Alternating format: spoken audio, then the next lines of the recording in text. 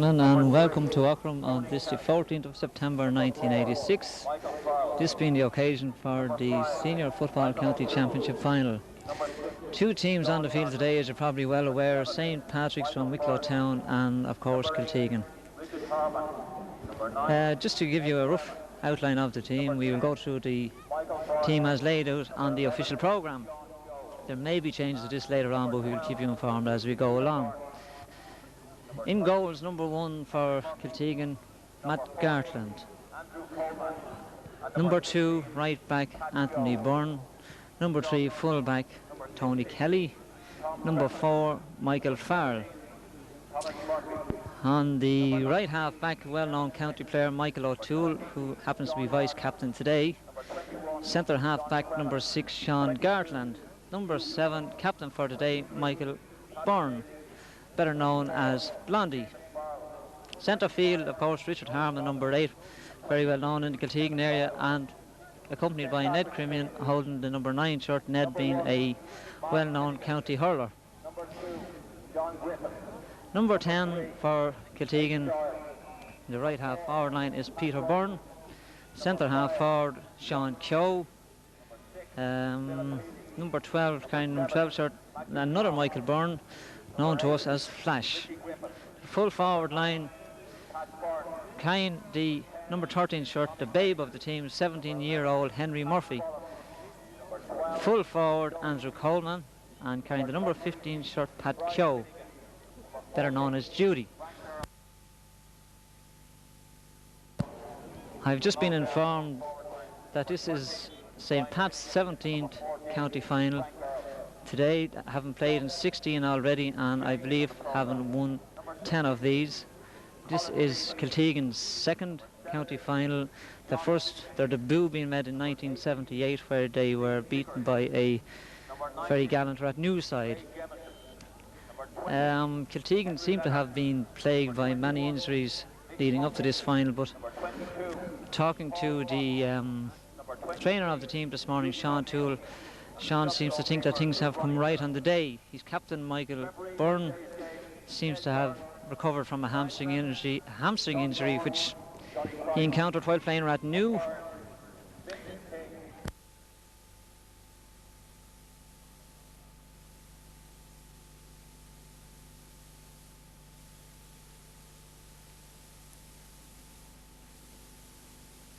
I think Richard Harmon was suffering from some little injury earlier in the week, but all is well, and Sean reliably informs me that there will be nothing spared in their effort to win this game, so let's hope we will have a good day in keeping with the weather we have here, which is absolutely excellent. Not being very familiar with the St. Pat's team, I will give the line out to you as, again, outlined on the official programme. In goals, number 1, Mark Finnegan. Number 2, right full back, Don Griffin. Number 3, full back, Aidan Dial. Number 4, left back, Pat Roach. The right half forward line, we have number 5, John Smith. Number 6, Philip Healy, centre half back. And number 7, left half back, Matthew Carroll. In the centre of the field, the captain for today, you have Richard Grifton, accompanied by Pat Byrne, carrying the number 9 shirt, Pat being a very well known county player known as Waxer Byrne. The right half forward, number 10, Tommy Kelly. Number 11, centre half forward, Pat Spallin. Number 12, left half forward, Joe Healy.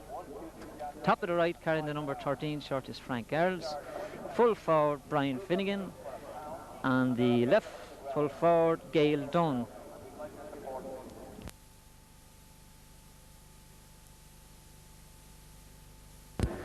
The toss has taken place. I believe that Kiltegan will be playing from a right to left. There's a very slight breeze on the day, blowing somewhat from right to left. So Kiltegan electing to play with the breeze in the first half. The team has been cleared. I see the pipe band is out on the field at the moment, so we will be getting ready for the parade around the field when we get the teams in order behind it. Just before the actual parade starts proper, we have a couple of get well messages from the Kiltegan camp, going to Joe Lindsay especially, who is in hospital in Dublin. We're hoping Joe will be home very shortly around the Kiltegan area. And also, I believe Martha Keogh just arrived home from hospital. We're not sure whether she's with us here today, but Martha, if you're with us, we hope you get well very soon.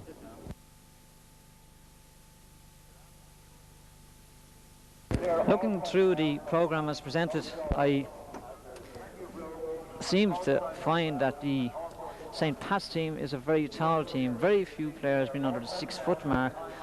We are not given that type of information on the Kiltegan team, but from personal experience, I say they would average around 5'10".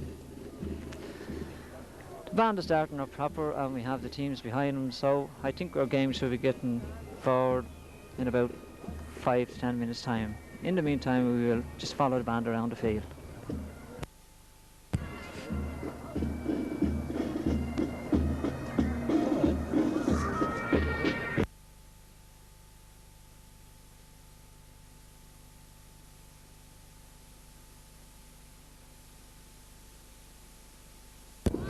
If I'm not mistaken, I do see a dog in the Kiltegan colours at the front of the parade. This dog I know to be owned by a Bernard Lennon with a very fancy red and white costume. I don't know whether you can get that on your cameras. In the centre of the two teams. We will get that nearer to us when they come this side of the field.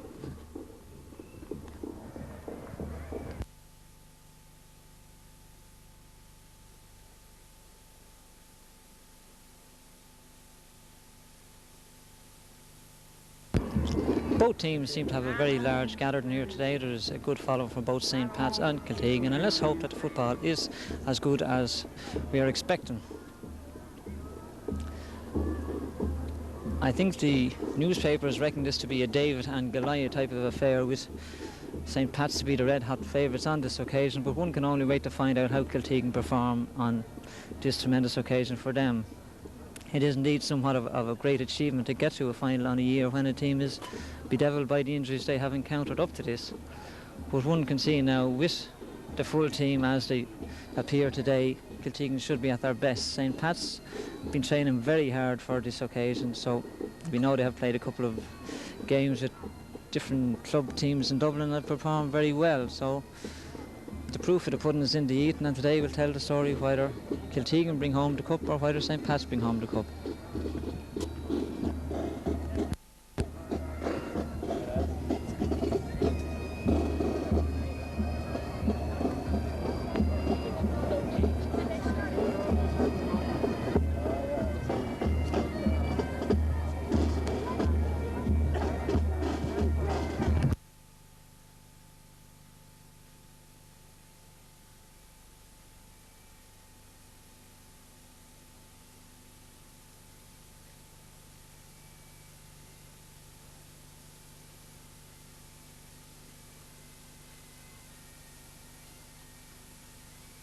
Well, as you can see, the team is going up by the camera at the moment, and leading the Kiltegan side, of course, is Michael Byrne. Michael, better known as Blondie. In the centre, you probably see the little mascot, the Lassie-type dog. I don't know who's accompanying the dog at the moment, but I believe it is one of Sean Toole's children. Leading the St. Pat's team, we have Richard Grifton, captain for the day, followed by Mark Finnegan. The Kiltegan goalkeeper Matt Gartlin is behind Michael Byrne, followed by Anthony Byrne, Tony Kelly, Michael Farrell, Michael Toole, Sean Gartlin, Ned Crimmin, Richard Harmon, Michael Flashburn, Sean Keogh, Peter Byrne, Henry Murphy, Andrew Coleman and Pat Keogh. So we were trying to get the field cleared at the moment. The team going over to play our national anthem, so we will ask you to just hold order for a few brief moments.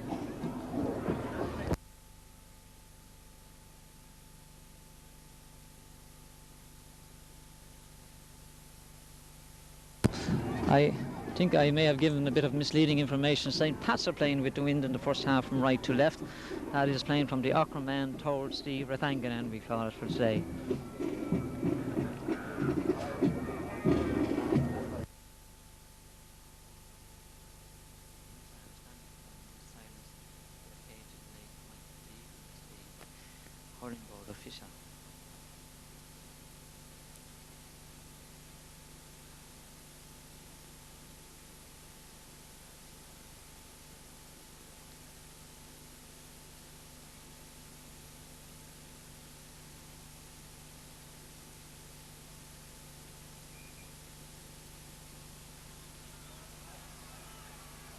atmosphere seems to be boiling up in the place now.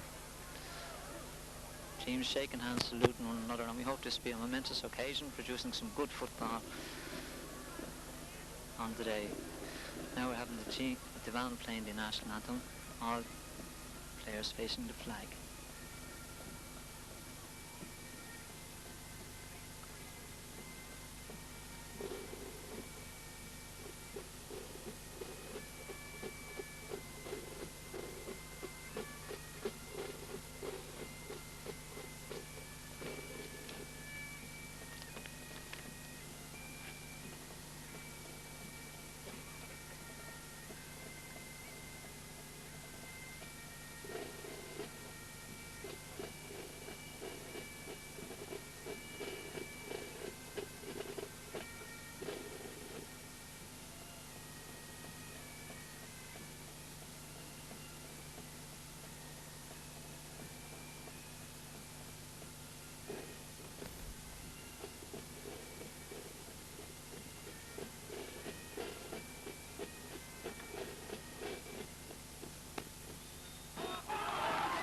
And now we're getting ready for the game proper. I would add that the man in charge of the game today is referee Ned Byrne from Stratford. Ned, known to be a very strict man and has the game played in accordance with the rules. But let's hope he...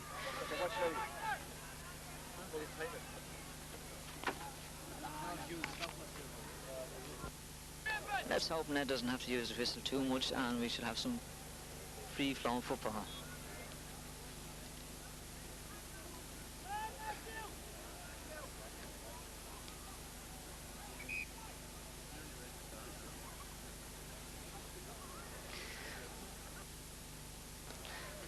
Ned just checking that his linesmen and his umpires are in order, checking his watch, getting ready for the throw-in.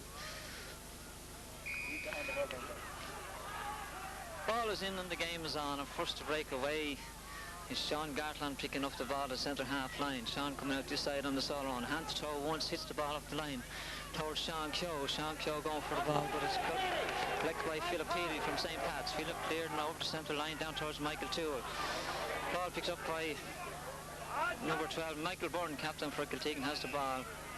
Two-man tackle, and Michael drops the ball, free for Kiltegan. About 6 yards to the left of the halfway line. Mick elects to take a short ball to Ned Crimmin. Ned Crimmin turns to his right, going up the field, up to the centre field, past the 40-yard line. Ned lets the ball in and to his left, going for his Pat Keogh. Pat Keogh going for the ball, being held off by Aidan. Number 2 there for St. Pat's is Don Griffin. Don Griffin clears the ball out to Richard Griffin. Richard Griffin, captain for the St. Pat's team, lets the ball go to Tommy Kelly. Tommy Kelly with the ball. Referee seems to have seen something that we didn't see in the line of foul. There's a free up for St. Pat's, about 37 yards from their own line. Free taken by Philip Healy. Philip lets the ball up towards the halfway line. Sean Gartland goes for the ball, misses it. Richard Harman. A foul on Pat Spallin from about 35 yards in. Pat electing to leave this one to Haxaborn to take this free in for St. Pat's. Pat lining up the ball. One wonders, will he have a go for a point or take a sharp one? Pat lets a sharp one out to the right-hand wing. Going for it is Tommy Kelly. Tommy Kelly for St. Pat's, in the ball. Mike Joseph goes. Not unfortunate there. That goal for St. Pat's in the first 2 minutes of the game, scored by Joe Healy. There's some dispute going on. No, there is no, we thought for a moment there was in the square infringement there. If there was not, and the goal is allowed, scored by Joe Healy. So in the first 2 minutes of the game we have a goal by St. Pat's. Ball kicked out by Matt Gartland. Centre field up, goes for Paxter. Byrne has the ball. Paxter is robbed, goes to Ned Crimmin. Ned Crimmin hits the ball into the centre. Michael Byrne going for the ball, misses the ball. Ball is collected by Philip Healy. Philip Healy has up the ball up towards the full forward line. Pat Roach has the ball, kicks it in towards the Kiltegan goal. Matt Gartland saves this one on this occasion. He's coming out hand to toe once, kicks the ball up looking for Michael Byrne. Michael Byrne going for the ball, but doesn't get it on this occasion. It's got by John Smith. John Smith has the ball. Baxter Byrne now has the ball. Going through, kicks the ball in, kicks short ball out towards Anthony Byrne. Anthony Byrne and Gale done on this occasion, and a free into St. Pat's from the 21-yard line, to be taken, of course, by that man Pat Spallon from St. Pat's. Pat getting ready to kick a pint on this occasion.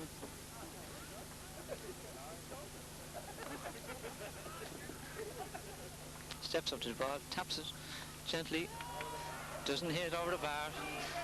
Saved by Tony Kelly, full back for Kiltegan. Tony kicks a left-footed clearance. Left-footed clearance running for his Michael Byrne. Michael Byrne has the ball on the far side line.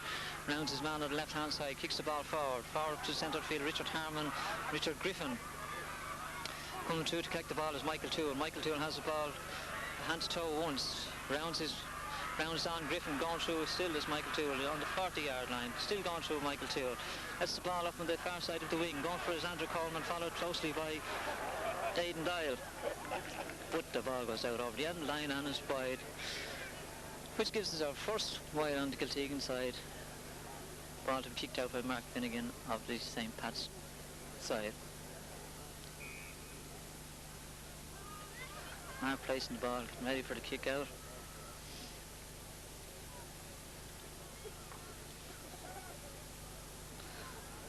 Ball being cleared out. Michael Byrne goes down on the ball. Ned Byrne, I think Michael was fouled from the back that time by, I think it was Aidan Dial, perhaps, or Philadelphia, resulting in a free to Kiltegan being taken by Ned Crimmin. Ball about 26-7 yards from the goal. Ned stepping up to take this one. Ned kicks a good, nice high ball, hits the post, knocks down to Sean Chode, couldn't hold Andrew Coleman, had a shot. Ball clears out to the right hand side, but there's a free in for Kiltegan. A foul on Michael Byrne again, I believe, and Ned is given a free to Kiltegan on the 21-yard line. 5 minutes gone in the game. We are settling down somewhat to the sort of game we're expecting, a good fast running game. St. Pat's leading at the moment by 1 goal to Kiltegan's no score. Ned Crimmin looking for his first point from the 21-yard line, a little bit to the left-hand side of the goal. Ned steps up, has a shot, first point for Kiltegan on the 5.5 minute mark for Kiltegan.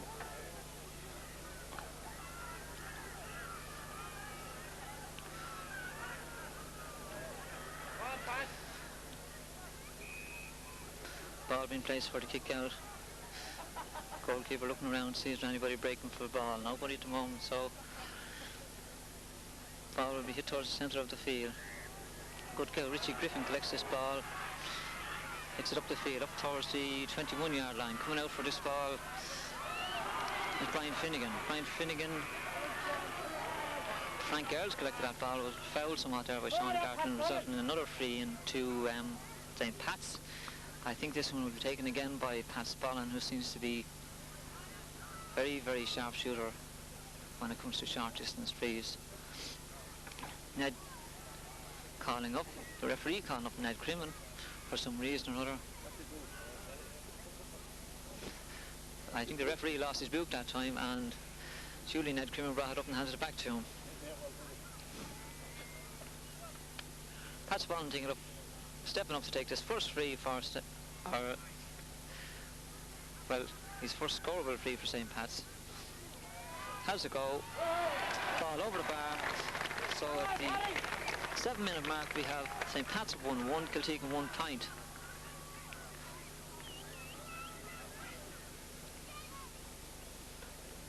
Matt Gartland placing the ball for the kick out on the 21-yard line. The sun shining on the left to right. I see a lot of the players with their hands over their eyes waiting for the kick out. Going for this ball is Richard Harmon. Richard goes for this ball, doesn't get it, goes out over the end line, and it is a line ball to Kiltegan, going to be taken by Pat Keogh, Pat better known as Judy. Sean Gartland breaking in the middle, Pat not hitting it to him on this occasion. Just clearing a few of the supporters around so he can kick the ball. Pat left foot kick. It's the ball in towards Henry Murphy. Henry Murphy goes for the ball, doesn't get it. Richard Harman has it. Richard going through, has a look, kicks it towards Peter Byrne. Peter Byrne didn't collect the ball on this occasion. Michael Byrne going for the ball. Ball cleared away by Don Griffin. Don Griffin cleared the ball up. Collected by Pat Keogh again. Pat Keogh hits a low ball towards Mick Toole. Richard Harman going for this ball. Seems to go by everybody. Mick Toole going for it again. Off with Michael Toole, and a line ball for St. Pat's from a little to the right of the centre half line. Axel Byrne about to line up to take this ball. Referee blowing his whistle. Pat steps up, hits this ball in. Gail Dunn collects this ball. Gail Dunn going through. Still going through on the 20-yard line. Hits it in. Tony Kelly closing off the full back line. Tony being harassed there by Brian Finnegan. Tony gets his clearance into Richard Harman. Richard Harman has the ball closely tackled by Axel Byrne. Richard turns to his right. Kicks the ball up for Sean Keogh. Sean Keogh beaten on this occasion by Philip Healy. Richard Griffin collecting the ball, letting the ball in towards the 21-yard line. Again, Tony Kelly seals off the entrance to this goal. Coming out with this one is fouled by, I think it was fouled by Frank Ayres that time, and Tony getting his free from the 21-yard line. Tony steps up, kicks this one out. Good ball towards the centre of the field, over the centre field man. Sean Keogh collects it. Followed closely by Philip Healy. Sean gets in his kick over the head of Peter Byrne. Peter not getting this one on this occasion, taken up by full-back Aidan Dial. Ball cleared up the field. Up to Matthew Carl. Matthew keeps the ball in play into, I think the ball was over the end line. The linesman seems to indicate the ball was out of the line for a line ball for Kiltegan, so we're bringing play back to the 40-yard mark on the far side of the field. Sideline kick being taken by Pat Keogh, I think. That's the ball in towards Michael Byrne, doesn't collect it. Ball collected by Ned Creeman. Ned lets him the kick in towards Henry Murphy. Henry foul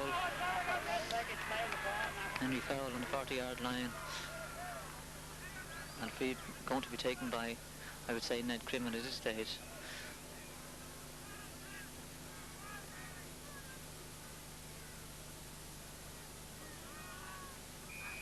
Michael Toole running up the field towards the ball. Michael takes chickens, lets it into the centre of the box. Scattered by Don Griffin. Don Griffin makes a clearance out, or Michael Toole collects it again. Fisted past towards Henry Murphy.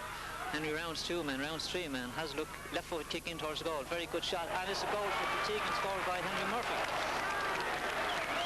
In the 10th minute of the game, a very good goal scored from play by Henry Murphy from the 25-yard mark.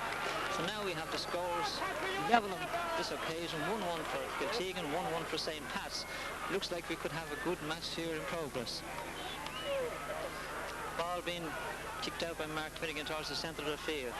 Out towards Sean Keogh. Sean doesn't collect on this occasion. Collected by Ned Creeman. Ned fist pass towards Henry Murphy again.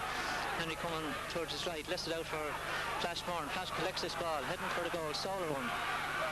Followed closely by John Smith from St. Pat's. Still has the ball. Hops once. Trying to draw his man. Makes an angle for himself. Kick the left foot kick in towards the goal. Dropping in towards the centre of the box. Is fisted there away by full back for St. Pat's. Clearance by Pat Rose, comes out over the end line, and it is a free ball in towards the St. Pat's goal, taken quickly by Pat Keogh. Pat Keogh to Henry Murphy. Henry has a look, tries to round his man, doesn't round, has a left foot kick blocked down. Ball clear to Joe Healy. Joe Healy past the halfway line now, being followed by Pat Keogh. Joe gets in his kick towards the foot forward line. Tony Kelly goes for the ball. Tony doesn't get it. Got it on this occasion is Frank Ayres. Frank Ayres has the ball. Passes it to Pat Spallon. Pat Spallon has the ball, takes a left foot shot in, and it's gone wide. Some very open, fast football there, which I think most of this crowd will really enjoy, this type of football. So after 12 minutes of play, we have the sides level at 1-1. Matt Gartling getting ready for this kick out after that wide kick by Pat Spallon. Matt with a left foot kick out towards this side of the field. Hands it up for Ned Creeman. Ned Creeman doesn't go for him. Leaves it to Pat Keogh. Pat Keogh beaten on this occasion. Ball kicked in by Joe Healy. Ball ball collected, I believe, it was by Pat Spallon and kicked over the bar for a pint for St. Pat's. So,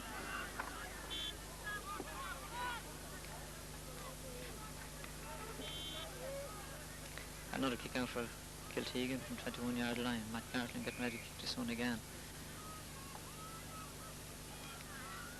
Kick out up the field, up towards the centre of the field. Richard Harman going for this ball. Fisted down by Fraxer Byrne. Collected by Richard, but there's a foul there, I believe, on McToole. There's a free up for the Kiltegan team. Mick placing the ball, getting ready to take this kick. Michael Byrne breaking. Mick takes the ball towards Michael Byrne. Collected by Pat Keogh. Pat Keogh has the ball, lets it in towards the full forward line, sent towards Andrew Coleman. Andrew Coleman going for the ball. Andrew doesn't get it. Ned Crimmon has it on this occasion, heading for the St. Pat's goal, sends in the ball across the front of the goal. Unfortunately, it's gone wide. Scores remaining 1-2 to St. Pat's, 1-1 to Kiltegan. And we are 13 minutes through this match at this stage. Mark Finnegan getting ready to take this kick out. Centre of the field, Richard Harman going for this ball. Ball breaks, Ned Crimmon picking up the break. Ned oversteps it. Doesn't get it. Ball picked up by Matthew Carl. Matthew Carl gets in his clearance up towards the half-forward line. Pat Spallon going for the follow by Sean Gartland. Michael Byrne going for this ball. Tommy Kelly. Michael deemed to have fouled Tommy Kelly, and a free given in to Tommy Kelly from the 45-yard line. Fraxer Byrne about to line up this ball for the kick. Takes a low ball in, collected by Michael Toole. Michael Toole clears the ball up towards the centre half forward line for Kiltegan. Andrew Coleman has this ball. Hand to toe once, lets it up along the same line. Picked up by Henry Murphy. Henry Murphy lets it in towards the centre of the field.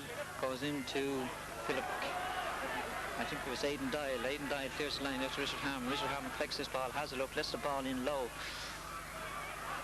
Collected again by Aidan Dial. Aidan Dial playing a very good game on this occasion. Puts the ball out to Pat Spallon. Pat Spallon hand tones around Sean Gartland. Fisted pass to Fraxer Byrne. Fraxer Byrne going through. Has the ball out to the right hand side. Going for the ball is Brian Finnegan for St. Pat's. Brian fisted it back out to, was it Frank Earl? Frank has a shot in. And we have another. Oh, the pipe was kicked by Richard Griffin, captain for the, was it? No, it's Frank Earls. Very good point from the far side. Score 1-3, Kiltegan, St. Pat's 1-3, Kiltegan 1-1. 16 minutes gone in this game. Matt Gartland getting ready to kick out this ball again. Steps up to it, kicks it up the field towards the centre of the field. Going for it, Michael Byrne. Michael Byrne goes for it, doesn't catch it in this occasion. Collected by Tommy Kelly. Tommy fouls Michael. And a free up to Kiltegan from 40 yards from their own goal. This free going to be taken by Pat Keogh. Or taken by Mick Toole. Breaking for the ball is Pat Keogh. Pat lets it drop on this occasion, picked up by Joe Healy. Joe Healy going through, hits a low ball in towards Pat Spallon. Pat doesn't collect it, picked up by Sean Gartland. Sean gets his clearance over this side of the field, doesn't go too far. Going for his Anthony Byrne. Ball hops down to Joe Healy. Joe Healy has the ball, has a look at the Kiltegan goal, hits the ball in again, kicks over the bar.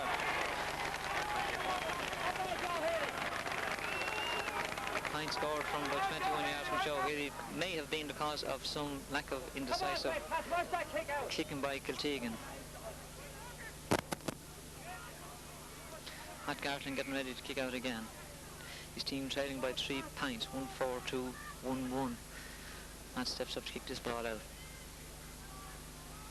It's a far side of the field header from Michael Byrne. Michael going for this ball, holds on to it. Michael fouled by Matthew Carroll on this occasion, gets his free in. Michael Toole taking the free, but leaving it back for Michael Byrne. Michael Blondie Byrne steps up to take this one. He's up to Ned Crimmon. Ned Crimmon collects this ball, turns around his man, lets the ball in towards the full forward line, towards Henry Murphy. Henry Murphy being beaten by Pat Roach, and Pat Fell on this occasion takes a quick free towards Richard Griffin. Richard Griffin has the ball in the centre of the field, heading up for it, followed by Henry Murphy. Richard gets in his kick in towards the right hand corner. Tony Kelly gonna collects the ball, turns once. Ball blocked down by Gail Dunn, but alleged to have handled the ball on the ground. Gail alleged to have handled the ball on the ground. Free out to Kiltegan from the far corner, being taken by Tony Kelly. Tony steps up to the ball, hits a low ball. Collected by Michael Byrne. Michael got a push in the back, so we have another free from about 30 yards out. Michael going to take this one himself.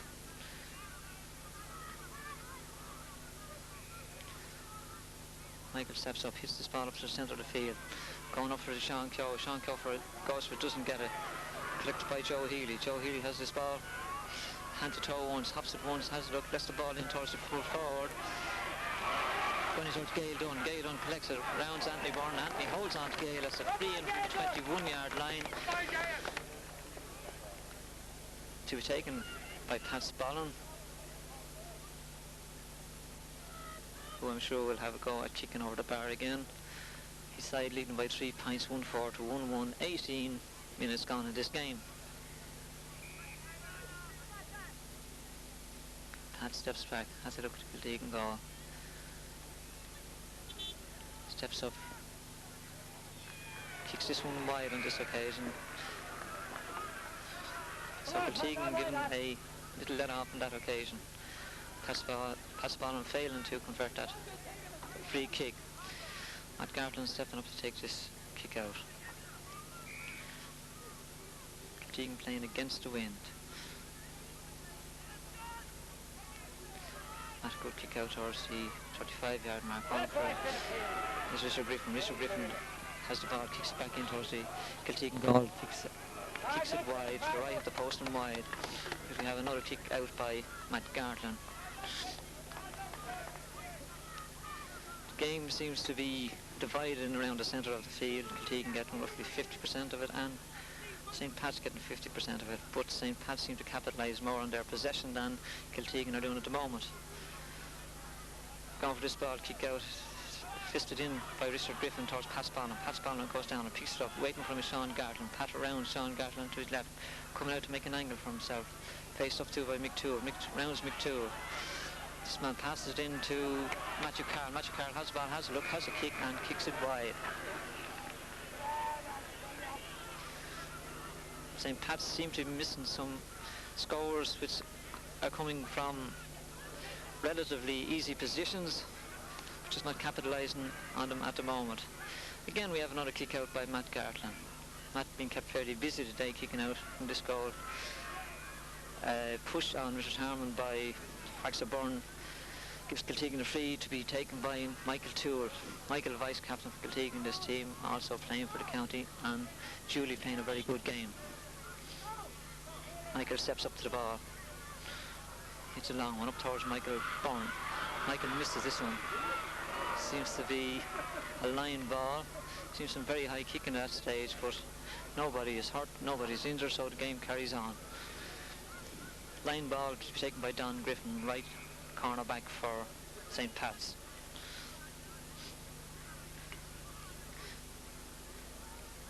Hits it in to Richard Griffin. Richard Griffin has the ball.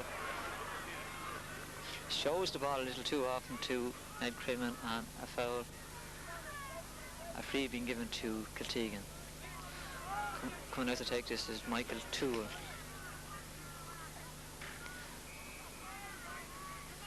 St. Pat's having quite a lot of possession of this ball in the first half, but somehow not putting the ball where they would like to put it, I'm sure, over that bar enough times.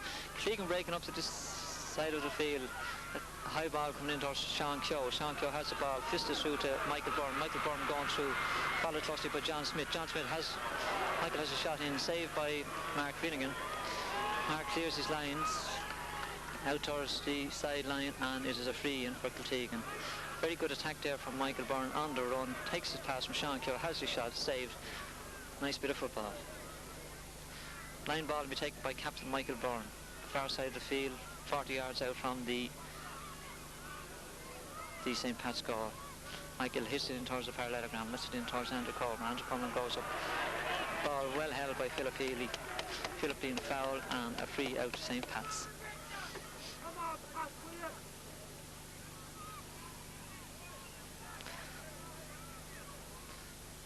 St. Pat's electing to have their goalkeeper take this free out.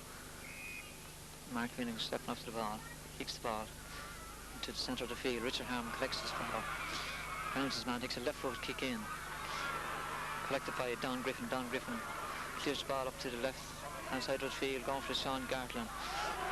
Ball breaks, picked up by Matthew Carroll. Matthew Carroll going through, 21-yard line, has a look, takes a low ball, saved by Tony Kelly.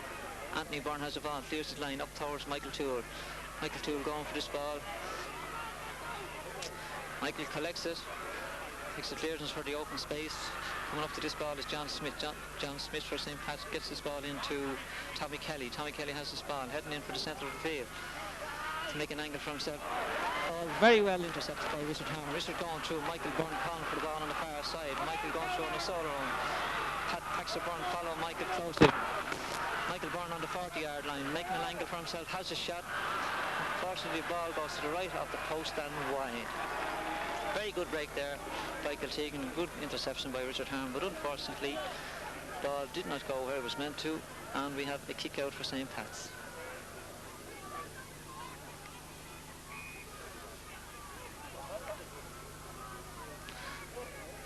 "24 minutes gone in the first half. The score 1-4 to 1-1. St. Pat's leading at the present moment. Mark Finnegan steps up to kick this ball, kicks it towards Paxter Byrne, goes for Richard Ham. Richard collects this ball, fouled by Pat Byrne, and a free to Kiltegan to be taken by Ned Crimmon.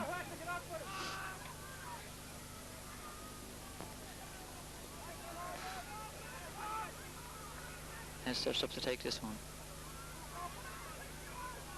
It's the ball in, goes out to the right of the line and wide.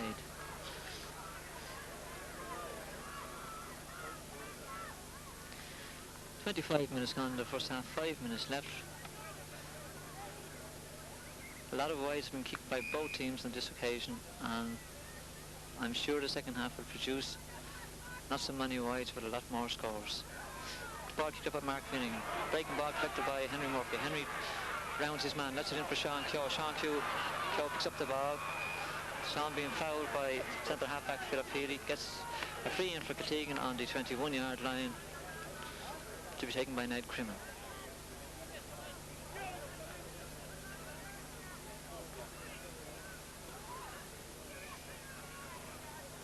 Ned steps up to take this free to the right of the post. It's in a low ball, collected by Don Griffin. Don Griffin fouled, and a free out to St. Pat's to be taken again by goalkeeper Mark Finnegan. I would say that both goalkeepers seem to be very busy men on this day, having kicked a lot more balls than normally would happen on an occasion like this. Ball kicked out by Mark Griffin, collected by Ned Crimmon. Ned has gone on a solo and going through. Round centre half-back. Let's pass it to Sean Keogh. Sean making an angle for himself, has a shot.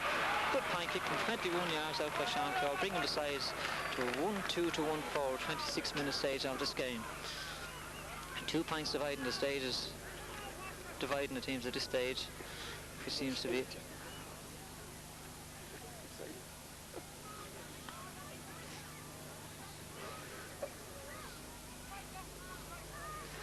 ball being lined up for a kick out from the 21-yard line by Mark Finnegan. Excuse me there, I got a little bit excited. I've been reminded to cool down here. Ball to be kicked out by Mark Finnegan. Steps up, kicks it. Low ball.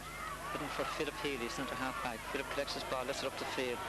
Long ball up towards the full forward line. Going through is Gail Dunn. Gail, very good save by Matt Gartland, resulting in a 50. Very good shot goal there from Gail Dunn, and a very, very good save by Matt Gartland.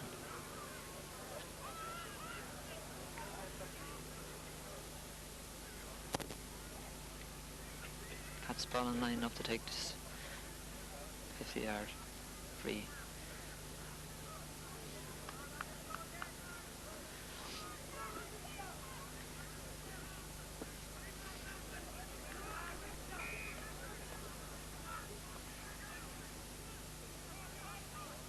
Pat steps back. Wind in his back. Has a go. Kicks the ball in. Left off the post and wide. 2 minutes left in the first half of this game. Kiltegan won 2, St. Pat's won 4. Matt Gartland to kick this ball out. Matt kicking against the wind in the first half. It's the ball out around the 40-yard line. Going up for the ball is Ned Crimmon. Ball breaks to Richard Griffin. Richard Griffin kick blocked down by Ned Crimmon. Pat Keogh has this ball, lifts it up to Richard Harmon. Richard clears the ball up towards Andrew Coleman. Andrew Coleman going for this ball. Andrew fouled on this occasion by fullback Aidan Dial, and a free in for Kiltegan from 25 yards out. Free to be taken by Pat Keogh.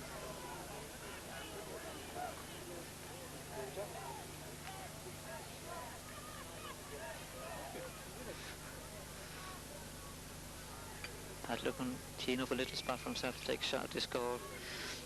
Roughly 1 minute or so left in the first half. Maybe a very important kick at this stage of the game.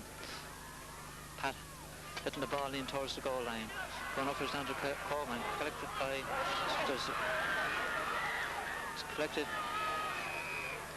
by fullback Aidan Dial.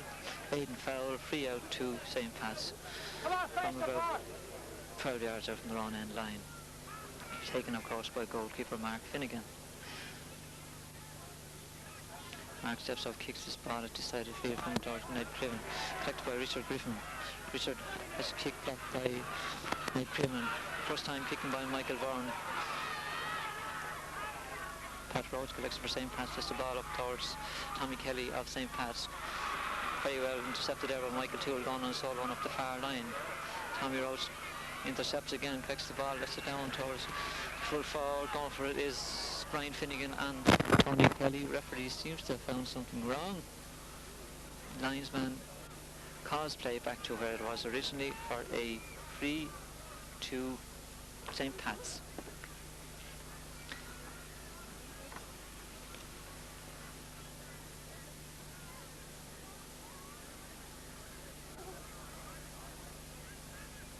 Two points dividing the sides at this stage. St. Pat's leading by 1-4 to 1-2. This kick to be taken by Don Griffin.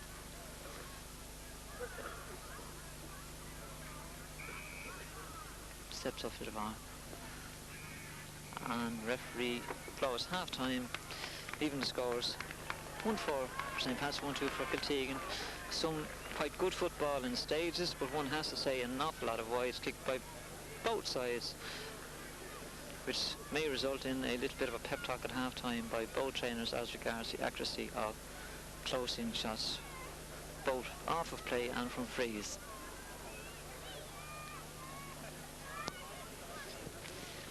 Ladies and gentlemen, we are back here with the start of the second half of the game. The pipe band just cleared in the field at the moment. Referee just waiting for the pitch to be cleared. Position as before. Kiltegan trailing by 2 points. Playing this half with the wind in their backs from right to left. No pairing changes on either team. So the team will play as lined out at the beginning of the game. Ball is in, the game is on. First breakaway ball is Richard Griffin. Richard Griffin is in the ball, Pat Spallin. Pat Spallin going through the centre of the field, followed by Sean Garton. Pat Spallin still going through on the 25-yard line. It's a low ball in. Intercepted by Pat Keogh. Pat Keogh takes a left foot clearance out towards the 30-yard line. Collected by Ned Crimmon. Ned playing the stormer of the game today. Ned picks it up, has it up around Richie Griffin. Kicks the ball in towards the 30-yard line. Ball going in towards the centre-half line. Collected by John Smith. John Smith takes his clearance. Upfield, intercepted by Mick Toole. Mick Toole coming through, left foot kicking towards the centre-half forward line to Sean Keogh. Sean Keogh going for this ball. Sean doesn't get this occasion. Ball cleared this side of the field. Being picked up by John Smith. John Smith to Matt Carr. Matt Carr picks the ball on the ground. Intercepted by Michael Farrell. Michael gets his clearance in. Lets the ball in towards Michael Byrne. Michael couldn't hold the ball. Collected by Philip Haley. Philip Haley clears the ball up to the centre-half line. Collected by Mick Toole again. Mick Toole gets his Clearance in towards the full forward line, collected by Brian Finnegan, picked by Aidan Dial. Aidan Dial for St. Pat's. His ball to Richard Griffin. Richard Griffin on the 40 yards from his own line. Hops the ball once. It's a left-footed clearance in up to Sean Gartlin. Sean Gartlin collects this ball. Sean kicks to the far side of the field, being chased by Henry Murphy. Henry Murphy going for this ball, followed very closely by Pat Roach. Pat Roach collects the ball, rounds Henry. It's up to Matt Carroll. Matt Carroll on the ball, going past the centre half, going to the 30-yard line. That's the ball back to Pat Byrne. Pat Byrne looking the ball to Joe Healy. Joe Healy was fouled. I see Ned taking out his book on this occasion, having a word with Richard Harmon. Richard's name going in the book for a tackle on Joe Healy. Joe still down, getting some medication at the moment. Seems to have got a tapping around the knee. And play being held up for just a moment.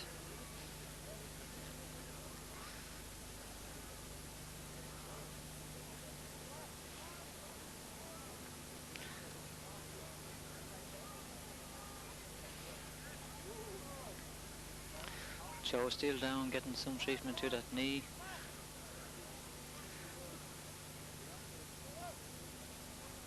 I'm sure we will have some time added on for this injury. Joe is up.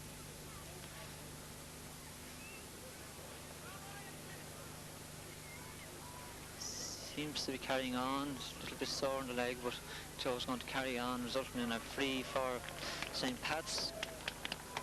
About 35 yards out from the Kiltegan goal, dead straight in front of the goals. Pat Spawn lining up, sharpshooter for St. Pat's to take this one. Pat steps back.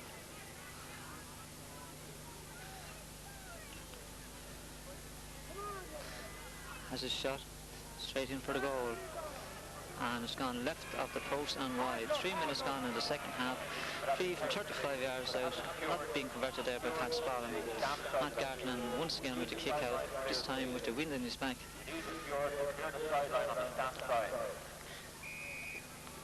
Matt steadies off, comes out, kicks the ball out towards the centre of the field. Very well caught by Richard Harmon. Richard still has the ball, surrounded by 3 men. Gets a left foot clearance in. I don't know how he got it in, but he got a good clearance up. Ball collected by John Smith for St. Pat. John gets a clearance in, collected by Mick Toole. Mick Toole has the ball. He collects in a low ball towards Peter Vaughan. Peter pushed in the back by Matthew, pushed in the back by Don Griffin, with a free to Kiltegan from the 50-yard mark, I would say. No agreement to take this free.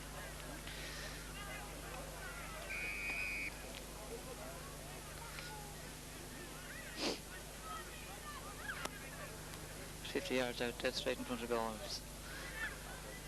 Ned coming in, strikes the ball straight for the goals, in towards the centre field, in towards the parallelogram. Attempted fist by Richard Harmon, didn't work out. The ball was out of the end line and wide. The game seems to have slowed up somewhat.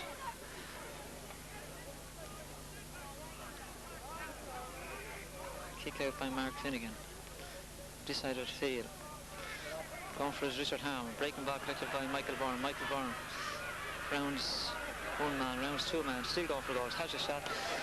Very good point by Michael Byrne. 5-minute mark, leaving the scores 1-3 Kiltegan, 1-4 for St. Pat's. Kiltegan now trailing by 1 point, having trailed since this game started, but endeavouring to make a comeback at this early stage of the second half. Mark Finnegan lining up to take this kick out. Kicks it out towards the centre field, going for this ball. Richard Harmon, Pat Byrne. Richard Harmon collects this ball. It's picked up by Philip Healy. Philip Healy fouled, and a free up for St. Pat's from 40 yards from their own goals. To be taken by Philip Healy. Philip steps up to the ball, kicks it well down the Kiltegan half. Going for it is Sean Garden. Pass ball and picks it up and holds it. Passes it back to Tommy Kelly. Tommy Kelly lets the ball in towards Gail Dunn. Gail Dunn collects this ball. Very well intercepted Michael Byrne, who clears his line from the ball up towards Andrew Coleman. Andrew Coleman go for this ball. Very well held, has the ball, have to toe once. Pass out to Henry Murphy. Henry has the ball, he rounds his man, still has the ball. Henry gets his kick in towards Sean Keogh. Sean Keogh unable to gather that ball, collected by Mark Finnegan. Mark clears his line out towards Pat Byrne, chased by Michael Byrne. Michael Byrne has the ball. Two Michael Byrnes there. Michael Blondie Byrne with the ball at this stage, trying to round his man, but Michael fouled by Tommy Kelly and a free in for Kiltegan. Linesman to place the ball from where Michael was fouled, about 36 yards out from the St. Pat's goal. Free to be taken by Ned Priman.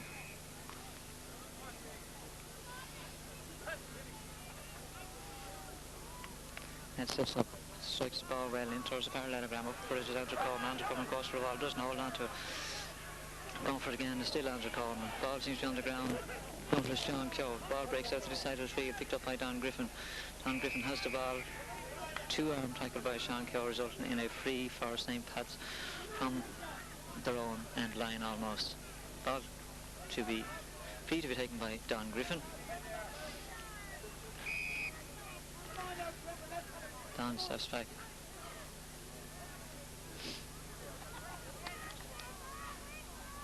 Kicks this ball up towards Pat Byrne, intercepted by Henry Murphy. Henry Murphy passes the ball to Mick Toole. Mick Toole going through, flying through, solo and has a shot. Mick has a shot, kicks the fight, decides to level 1-4, Kiltegan 1-4, St. Pat's.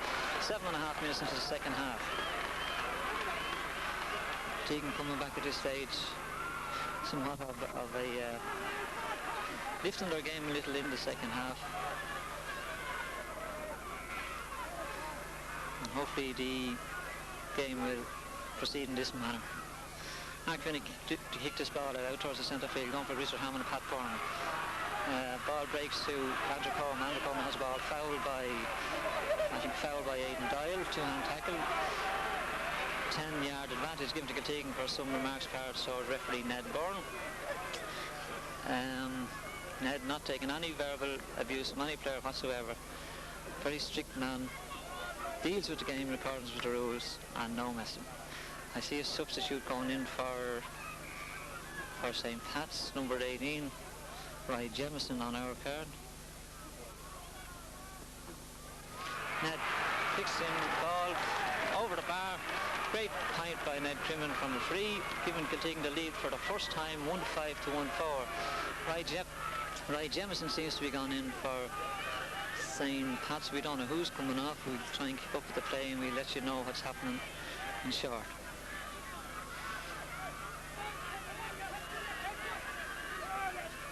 Mark Finnegan takes this kick out for St. Pat's, kicks the ball to this side of the field, going up for Andrew Coleman. Andrew Coleman goes for the ball, breaks. Seems to be a confusion as regards who has the ball. Andrew Coleman going for the ball, hits the referee. Referee going to throw the ball in. Quite rightly so.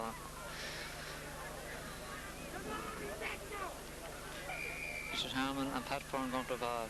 Pat Byrne collects it, still has it. Pat was fouled and a free up for St. Pat's.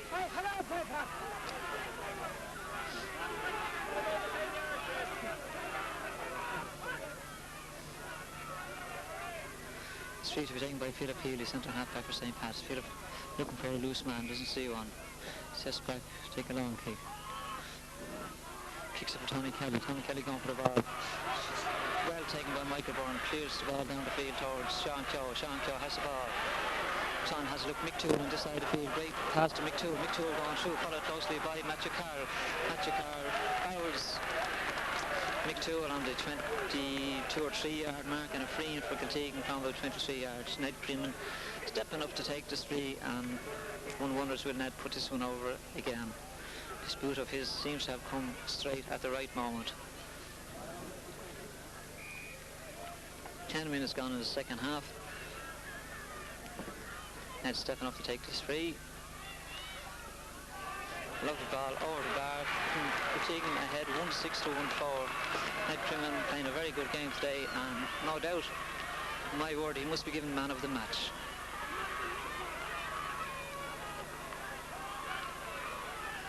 Mark Finnegan lines up the ball for the kick out from the 21-yard line. Lines up, kicks the ball towards the centre of the field, going for Richard Harmon. Richard Harmon breaks the ball down, collected by Henry Murphy, the babe of the team. Henry does a quick turn to his left. Ball blocked down by Richard Griffin. Richard Griffin leaves it to Philip Healy. Philip Healy foul. Free to St. Pat's. About 52 yards out from their own end line on the far side of the field. Philip takes a quick ball in towards Joe Healy. Joe Healy doesn't get it. Intercepted by Richard Harmon. Richard Harmon lifts the ball up to Andrew Coleman. Andrew Coleman fouled by Roach. Another free into Ketegan from the in around the centre of the field. Ned Crimmon to take this ball again.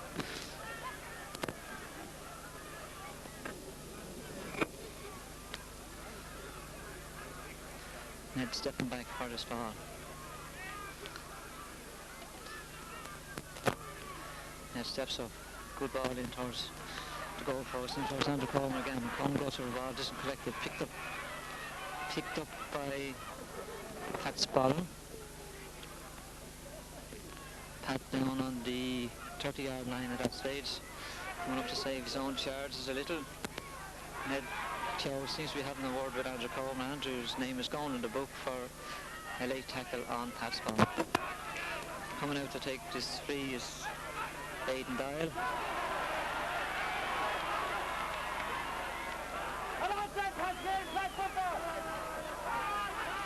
There seems to be some little bit of physical contact coming into this game around the centre of the field.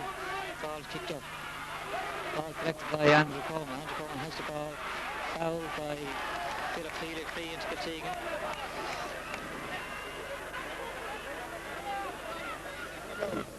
Somebody down for Ketegan. Tony Kelly coming out. We don't know who's down at the moment. We have to wait and see. The linesman gone in to consult with referee Ned Byrne as regards what's happening. Son Gartland being spoken to by Ned Byrne. I'm not sure what happened on that occasion. We didn't get to see it here. We're trying to look at the play.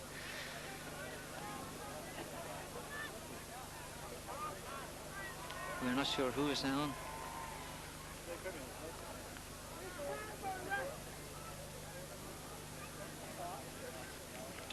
For 13 minutes gone in the game. Some time will be allowed at the end of the game for stoppages.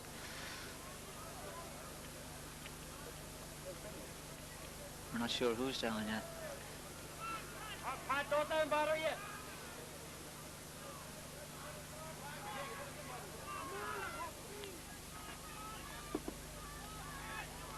Game being held up for some time. We don't know who's down or something. Some player down very seriously.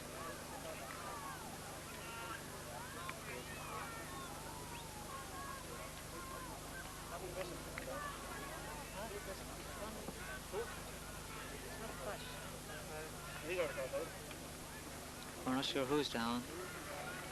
It was Michael Toole. Michael Toole, vice captain, seems to have got some sort of an injury on that occasion, but Michael is up, and knowing Michael, he will continue on in the tradition of the Tiger Tools. This free to be taken in by fullback Tony Kelly from 52 or 3 yards out from the St. Pat's goal. Tony letting in a long ball in towards the full forward line, collected by Sean Keogh. Very well collected. Sean makes an angle for himself, lets the ball back to Michael Byrne. Michael has a look at the goal, has a shot from about 30 yards out, kicks the ball over the bar, bringing the score to Ketegan 1-6, St. Pat's 1-4. Very good play there by Sean Keogh. Collected the ball, had a look, found a free man, let the ball to him, and Julie kicked the ball over the bar. Sorry, I think I gave the score as being 1-6 for Ketegan. It's 1-7 for Ketegan. Ketegan now leading by 3 points. Ball being kicked out, collected by Tony Kelly. Tony Kelly to Michael Byrne. Michael Byrne letting the ball into Peter Byrne. Peter Byrne lets the ball out to the far side, going for his Henry Murphy. Ball breaks. Ball breaks going for Richard Harmon, has the ball going through. Richard is going through. Still going through. Richard Harmon still on the ball. Richard lets in the ball, collected by keeper Mark Finnegan.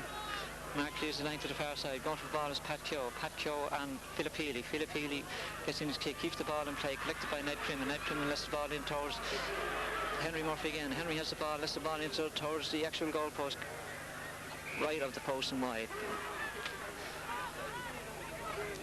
15 minutes gone in this game. Kiltegan 1-7, St. Pat's 1-4. Kiltegan seem to have dominated this game for the last 10 minutes, but I wouldn't say this game is over by any stretch of the imagination. Mark Finnegan kicked his ball out towards the 40-yard line. Going for his Richard Harmon. Richard doesn't collect it. It's collected by Philip Healy. Philip Healy foul when he's coming away with the ball. A free for Philip Healy, 40 yards from his own goal. Philip leaving this ball to is it sub Colin Tevan? No, it is sub Ray Jamison. Right, clears the ball up for Tony Kelly. Tony Kelly has this ball, has down the far wing, goes to Richard Harmon, collected by Andrew Coleman. Andrew Coleman has the ball on his own, 50 yards out, hops the ball once, intercepted by Philip Healy. Still has the ball, gets the ball back towards Richard Harmon. Richard lets in the ball to Sean Keogh. Sean lurking in around the corner flag. Sean gets his kick in towards Michael Byrne. Michael Byrne going for the ball this side of the actual goal. Michael collects it, followed closely by, I think, Don Griffin at that stage. Michael seems to be down injured. It seems to be a line ball for St. Pat's. Michael picking himself up and to carry on. Free kick for St. Pat's, 5 yards from their own end line. Up towards Philip Healy. Philip Healy doesn't get this ball, collected by Henry Murphy. Henry has the ball, kicks it in towards the goal. Long high ball collected by Mark Finnegan. Mark, being a busy man in the second half, clears the ball up towards Sean Gartland. Sean Gartland going for this ball. Back very quick for that ball was Michael Toole. Michael still has the ball, chasing this ball. Unfortunately handled on the ground, a little bit unfortunate for Michael on that occasion. Free been given to St. Pat's, taking a quick ball by Pat Spallard and taken to Pat Byrne. Pat Byrne lets the ball up towards corner flag. Out over the end line, not collected by Brian Finnegan. Michael Farrell getting the better of that tussle at that stage. Free line ball to Kiltegan, 20 yards from their own end line, this side of the field. Another sub in for St. Pat's. Colin Tevan is in for St. Pat's. We don't know who's going off at the moment. John Smith is coming off. John Smith, right half back for St. Pat's, is off, replaced by Colin Tevan. Back with the play, Michael Farrell to take a free from about 24 yards out from his own end line. Michael kicks the ball up towards the centre of the field, going for it. Ball breaks. Sean Gartland collects this ball. Sean, first time kicking this ball up towards Henry Murphy. Henry Murphy going for this ball. Henry collects it, 30 yards, rounds his man on the far side. Henry drops the ball, going back for it. Still has it. Henry still has the ball. In a little bit of distress over there, passes back to Mick Toole. Mick Toole has the ball, comes clear, gets his kick in. Mick letting in towards the full forward line again. Ball must surely break towards Peter Byrne. Peter Byrne has this ball, gets it in towards Sean Keogh. Sean Keogh has this ball straight in front of the goal, kicks it over the bar. Very good fight by Sean Keogh. Sean straight through, could have elected for a goal, but wisely I think taking this point at the 19th minute, putting them 4 points ahead, 1-8 to 1-4. Very good play by Peter Byrne at that stage to let Sean Keogh have that ball going through. Kick out for St. Pat's by Mark Finnegan towards the centre field. Going for it again is Richard Harmon. Ball breaks. Ball breaks Joe Healy. Joe Healy passes his ball to Pat Spallman. Pat Spallman has this ball fouled on the halfway line. Nice. Pat has this ball. Referee going for his boot. Having a word with Sean Gartland again. Foul being given to Pat Spallman in the centre of the field. I think that was Sean's second time perhaps in that boot.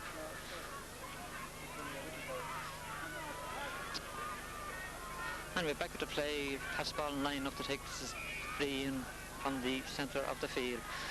Pat takes a lowish ball in towards the centre half forward line, collected by Philip Healy. Philip definitely with the head down, charging. Free being given to Kiltegan, to be taken by Tony Kelly, full back. Mick Toole places this ball for Tony Kelly. Tony takes a short ball to Mick Toole. Mick being chased by Matthew Carr from St. Pat's. Mick has the ball, collects it, rounds Matthew Carr, gets his kick in towards the centre of the field. Going for this ball is Tommy Kelly. Tommy Kelly has this ball, gets his clearance up the field, up towards Mick Toole. Mick Toole fists this ball down, collected by Joe Healy. Joe Healy has this ball. Joe rounds Pat Keoghan gets his free in from about 40 yards up. 40 yards out from the Kiltegan goal. Pat's ball electing to take this free kick again. 21 minutes gone in the game at this stage. Kiltegan 1-8, St. Pat's 1-4. St. Pat's trying to resurrect their comeback in this game at this stage. Kiltegan trying to hold on to their lead and win their first ever championship of all time. Pat lets the ball in short ball out of the half-hour line, been chased by Michael Farrell, also been chased by Frank Earls. Ball been kicked out over the end line by Colin Cleveland, sub for St. Pat's. Line ball for Kiltegan to be taken by Michael Farrell.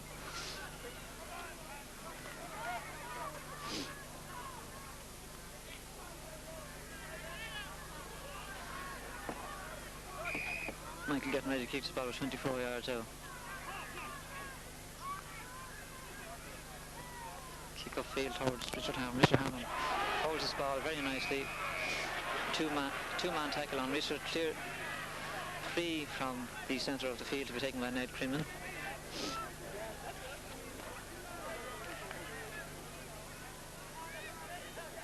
Ned stepping back to take this ball from the centre of the field. Wind in his back. Kicking towards the goalpost, in towards Sean Keogh. Ball is collected, very well collected by Ry Jamieson. Ry Jamieson kicks this ball out towards Pat Keogh-Gathers. Pat Keogh-Gathers has a look. There's a high ball in, dropping in towards the square. Going for it is Sean Keogh. Sean Keogh collects this ball. Lets it back out to odd ball. I think the umpire has signalled that the ball was wide. The play is still going on, but the umpire signalled it was wide from about 5 minutes ago. Game call back about. And Sean Keogh went for that ball, it must have been out of the end line. Kick out by Mark Finnegan towards Pat Byrne. Richard Harmon going for this ball. Collected by Andrew Coleman. Andrew Coleman being fouled again by Philip Healy, and a free in for Kiltegan from the 23-yard mark. Once again, Ned Crimmin being the sharpshooting man for Kiltegan on this day, stepping up, and one doesn't have to win it, but Ned will surely go for his pint again. 23 minutes gone at this stage. Some small time will be allowed for injury at the end of the game. Ned stepping up to take this free, 24 yards out. It's a good looking ball. Umpire puts up his flag, another point for Kiltegan, bringing the score to 1-9 for Kiltegan, 1-4 for St. Pat's. Kiltegan seem to have found their form in the second half, playing that open running game which they're very well renowned for doing. Andrew Coleman seems to have found his mark in the second half, really getting a lot of possession on the ball. Andrew being such a big man, he doesn't let go of possession too easily. Kick out by Mark Finnegan, lets the ball in towards the centre of the field, going for his Pat Keogh. Pat breaks the ball. Pat fouled his man, Ry Jamieson, and free up for St. Pat's. Be taken by Joe Healy. Joe Healy kicks his ball up towards Pat Ballin. Pat Ballin has this ball out, 40-yard line out, tries to round Sean Gartland. Sean not alone at that stage. Ball kicked towards Joe Healy, intercepted by Ned Pym, and Ned being harassed there by Pat Ballin, getting a free from about 10 yards short of the halfway line to be taken by Sean Gartland. Sean come a long ways for this match and having a very good game playing on Pat's Ballin here today. Kicks the ball in towards the centre half-hour line. Ball breaks, going for his Ned Crimmin. Ned has this ball. Rounds Ry Jamieson, lets the ball in towards the full forward line. Picked up by Don Griffin for St. Pat's. Don kicking out to this side, going for Michael Byrne. Michael Byrne being beaten that time by Tommy Kelly.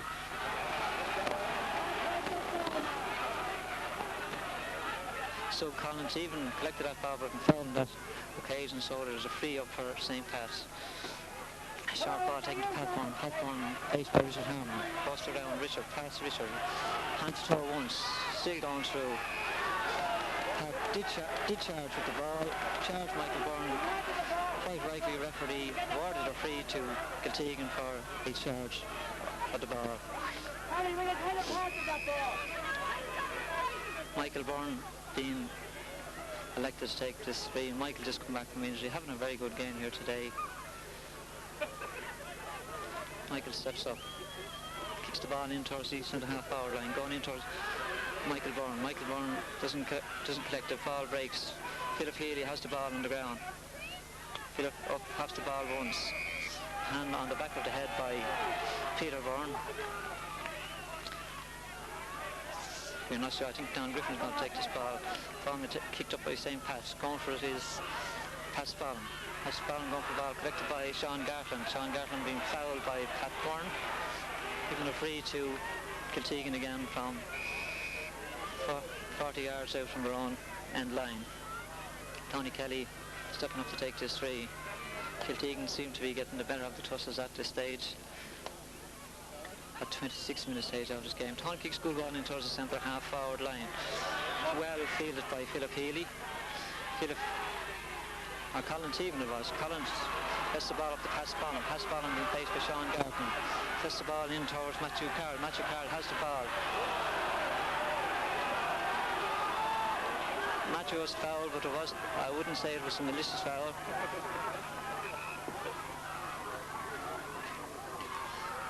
Referee calling back some of the players. Michael Farrell being summoned by Ned Byrne for attention. The black book's coming out. Michael's name going into the book.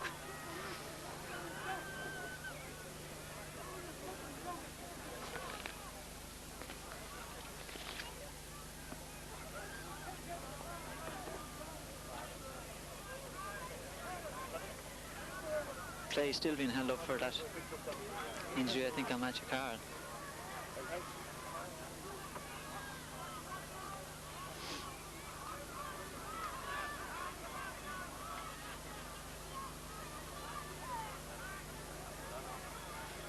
Pat Spallon electing to take this big and Pat.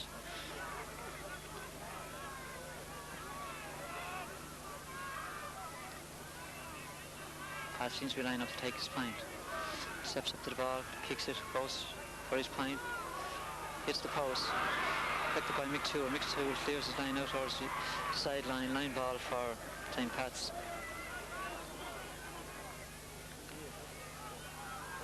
Line ball in for St. Pat's, 20 yards out from the Kiltegan goal from the line. Going for that ball was Tony Kelly. Tony was fouled while he's going for the ball, free out to Kiltegan. Sorry, it's a 50-yard kick. 50-yard kick in for St. Pat's. Ball must have been out of the end line on that occasion. Pat Spallon electing to take a quick 50. Lets the ball in towards Philip Healy. Philip has lets in a low ball. Ball is going in very low. A lot of kicking going in around there. Ball kicked out off of a Kiltegan player for another 50-yard kick. Again, I would say to be taken by Pat Spallon. 29 minutes gone on the stopwatch. Some injury time will be allowed. I see a sub coming in for Kiltegan. Tom Crimmin is stepping in. We don't know who's going off yet. Peter Byrne is going off for Kiltegan and Tom Crimmin is stepping in for the corner forward position. Pat Spallon lining up to take this 50-yard kick. The ball in towards the far letter ground. Ball collected by Joe Healy. Joe Healy kicks the ball over for a point for St. Pat's, bringing the score. Kiltegan 1-9, St. Pat's 1-5. 29.5 minutes gone in the second half. Possibly 2 minutes left for injury time. 4 points dividing the sides. Matt Gartland not in a very big hurry to kick this ball out. One wonders why. Matt steps up to kick this ball out. Kicks out towards the centre field line. Go for this ball is Richard Harmon. Ball breaks, collected by Sean Gartland. Sean gets his kick out towards Henry Murphy. Henry Murphy going up the field, being followed closely by Joe Healy. Henry still going through. Joe Healy now rounds Joe, gets a kick in towards Tom Crimmin. Tom not getting to that ball. Collected by Roy Jamieson. Roy Jamieson with the ball for St. Pat's. Pass the ball back in front of his own goal to Aidan Dial. Aidan Dial picks the ball. Fisted pass to Philip Healy. Philip Healy with the ball now. Philip not getting his clearance in. Some very scrappy play going on there. We couldn't pick up exactly what was happening. Resulting in a free for St. Pat's. We're into injury time in this match. I see Patter Daly, vet of the team, coming in. Patter played for this Kiltegan for many, many years. Going off is Andrew Coleman. Net calls for the ball. Game is over, and one wonders, will the likes of this ever be seen again? First time in history Kiltegan have won their first championship. We must say congratulations to all concerned. Very good day, Kiltegan being the better team on the day. St. Pat's played a very sporting game. Unfortunately, just met a better team on the day. So David and Galaya again. Once again, David met.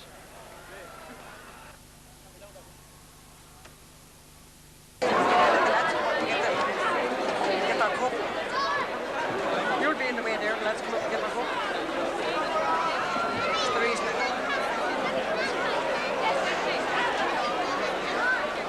I'm so excited. I don't want to go in. Oh, yeah. I'm lame for that. Oh, I know.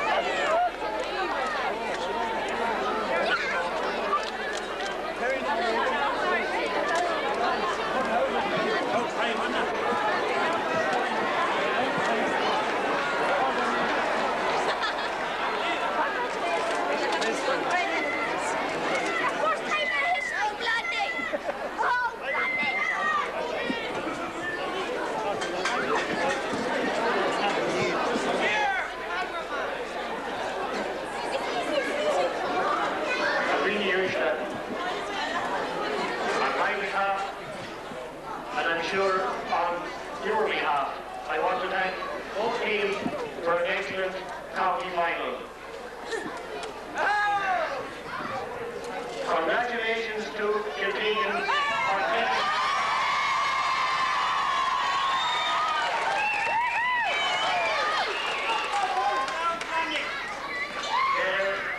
their win has been a long one. But let's not forget St. Patrick's, who have had a tough year, have had a tough path to the final, and I'm sure they will be very disappointed. But there's no doubt that they will be back again. Congratulations to both teams, and congratulations to the captain of Kiltegan, Michael Murray.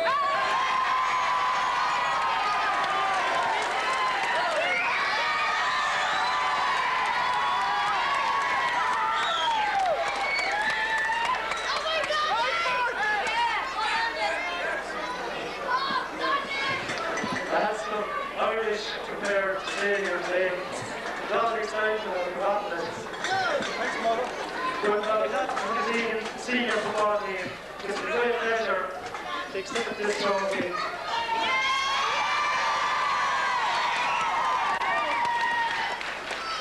I'd like to thank Matt Finn, our selector, for all his help during the year. Sean O'Toole, our selector, trainer, manager, motivator, and is simply a genius. Without him, we would not be here today. Thank you very much, Sean. And all the people who sponsored us and helped us out in every little way, thank you very much. To the St. Patrick's supporters and their team, They have played football this year and they've laid a track record, which any club in the county will be proud of. They're not to be ashamed of. Fair play to them. I'd like to give 3 almighty cheers to the St. Patrick's team. Hip hip! Hip hip! Hip hip! So we have the referee, Ed Burns, and Johnny Price, the referee of the previous game.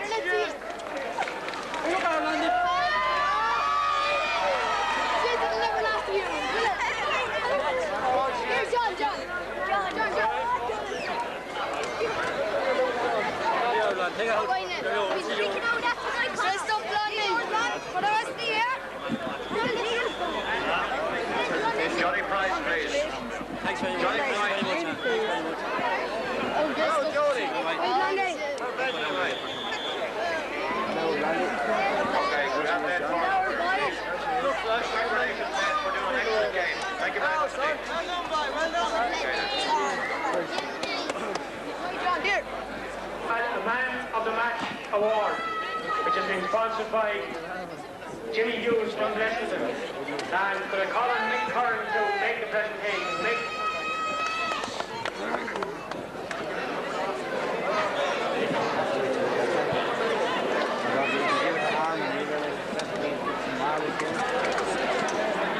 Well, first, I want to congratulate you taking on a great sporting game and played football the way it should be played. And now,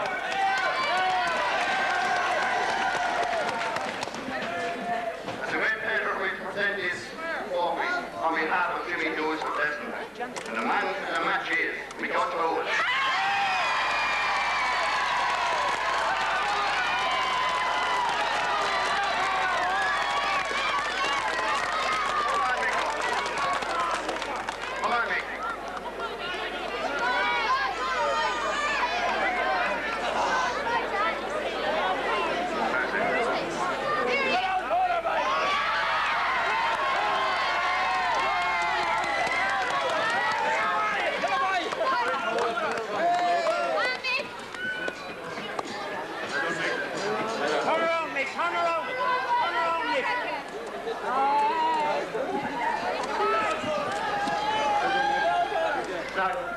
Johnny Price. Well done, Ed.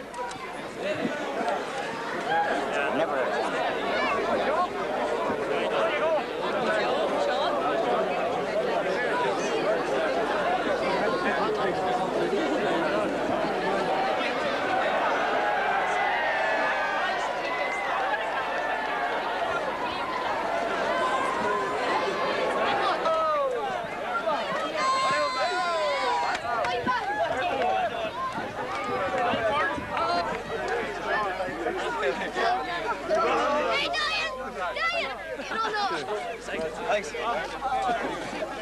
Congrats, young Holman. Very well.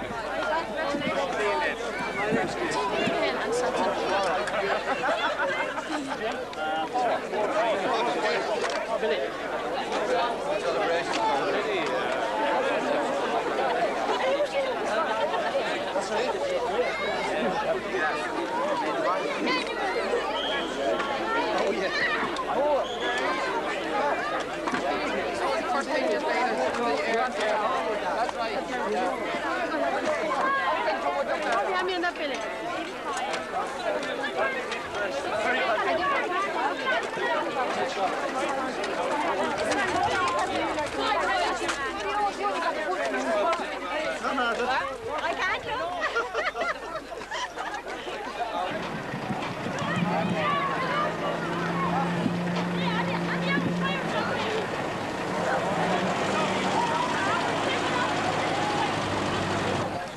You look real well.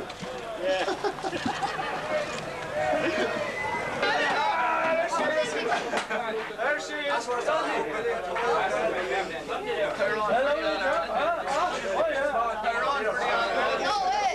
Red and white is lovely this year.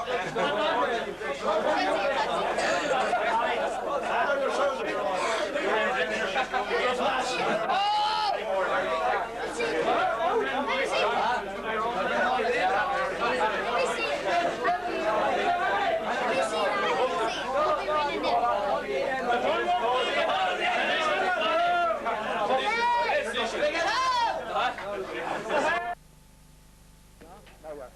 have Mick Bernier, captain of this victorious Kiltegan team, first time ever. I'm sure Mick has a few words to say to us, so we'll hand you over to Mick as regards the game.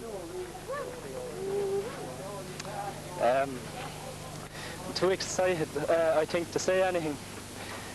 But this is the 50th anniversary of the great Rathangan team of the 30s win in this tournament, and it's about time the cup came back to our area again. And I certainly hope it won't be as long again before we win her. That's all I have to say for now. Hi. Thank you very much, Mick. We'll try and make our way into the dressing room now, so if you bear with us, it might be a little bit crowded in here, but we'll fight our way through.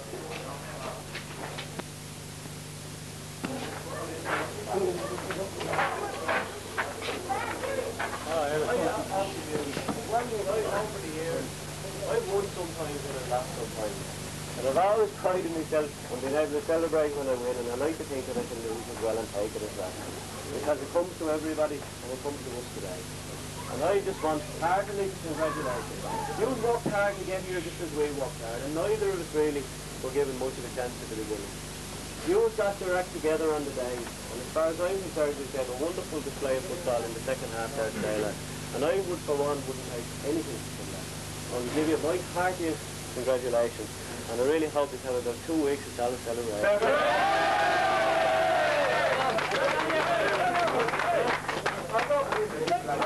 We want to get a hold of Sean Toole. Sean is here. Old man, some of the great supporters here. We get around here to Dick Nolan. Dick, what did you think of that match? It's the greatest day of my life. That's what I think of it. And I'm proud of the lads, one and all. And Andy Foley must be the same. It was a good final, a very good final. Very good final. Good as I've looked at. And where is this babe of the team? This babe. And the youngest man on the team. Can we get a few words out of Henry? Come down here, Henry, we have words in. I have to get you away from this window here. Henry, your comments to that game. God, I don't know what to say. I'd just like that we won anyway. That's all I like to say. So I'm sure it won't be Henry's last time on that field out there, and I don't think it might be Kiltegan's last time in that sort of a game. We're trying to get a hold of Sean Toole if he's around. Can we get Sean in? We get him on this little bit of film here. Mason was the man who can motivate, drive, manage and get his charges going. I said it all along that what wins a game is a second half is a motivation talk. And if any man could motivate a team from a talk, it was Sean Toole. Sean, your comments on the game. Well, indeed a proud moment for me, but I must say whatever little part I had to play is very insignificant, because the lads were absolutely magnificent today. I always ask them to believe, because without belief you can never win anything. And they believed today, and they believed this year, and we were not going to be beaten. We came here to win. There was never a doubt in our minds but we were going to win. And it happened. The dream came true. One man, I think that's what we were after here. That's the goal. John Timmins. I'm just filling in for John here today. John is generally the man in charge of the microphone. John, I think, I don't know what age John is. I don't think anybody knows, but he's over 21, but for those 21 years he's been looking for that cup in this dressing room. John, this is your day, your team and your cup. What's your comments on it? Oh yeah, I don't believe it. 21 years I'm waiting to see this. All the disappointments we had over that at the time. And certainly the dream come true for me.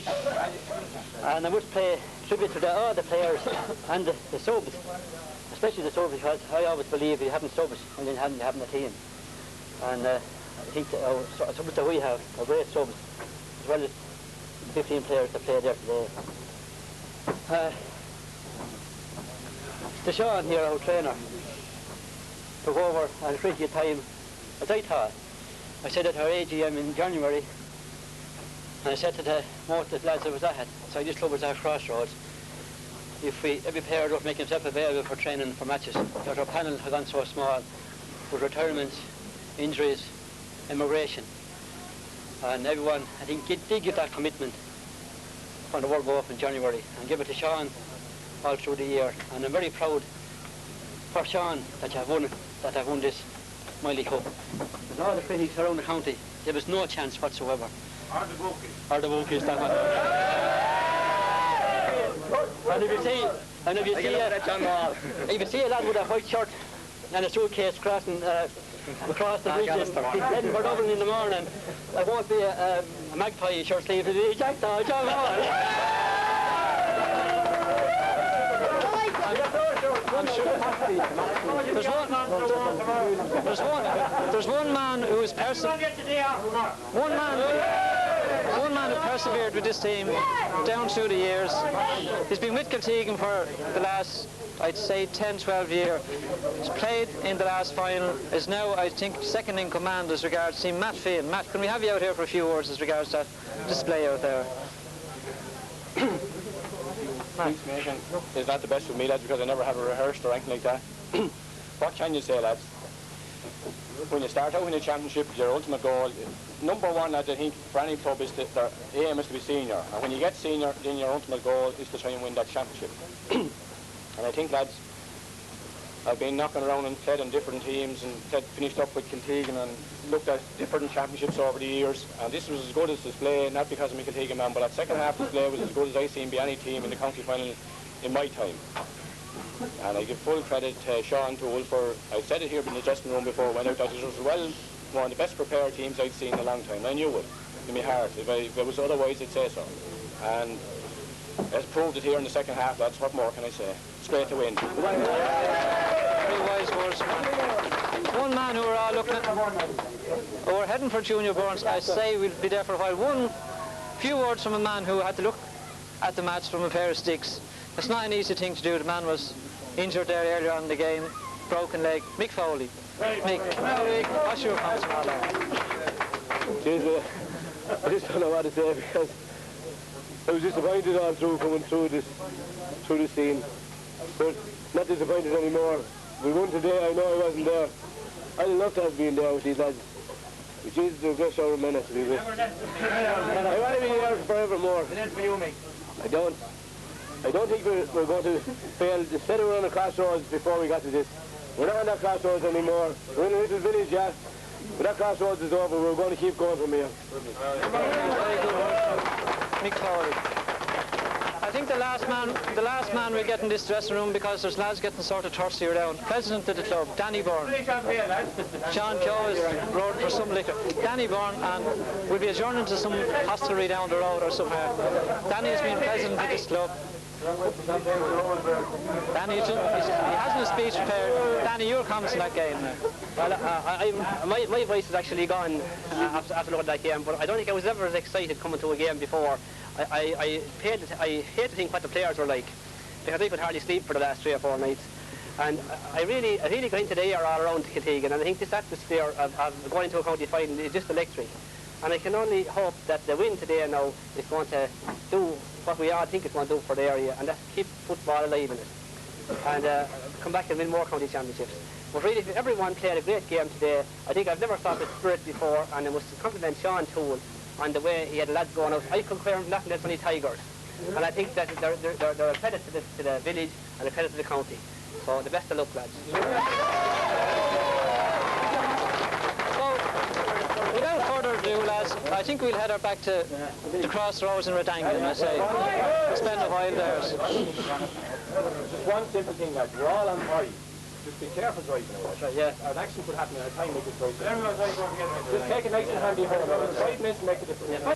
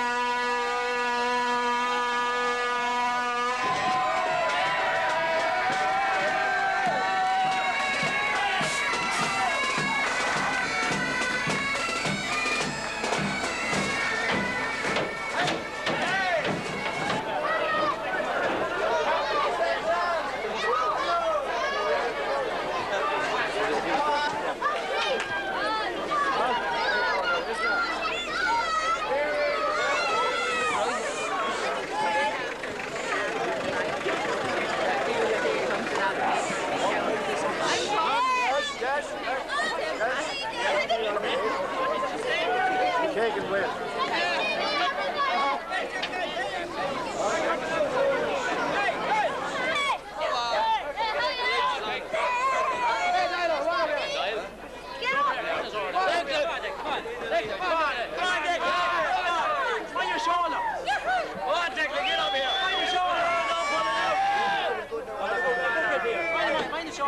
Don't put it out, go on. One in them next year, be all right.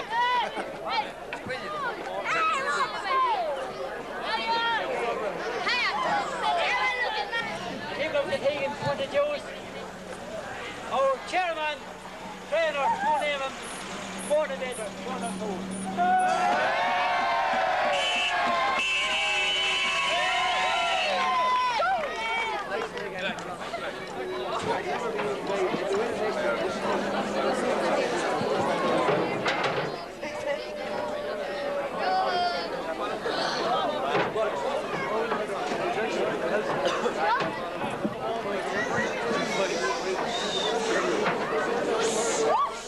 Sing a song.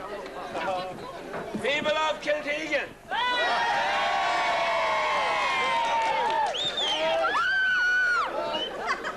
We love you.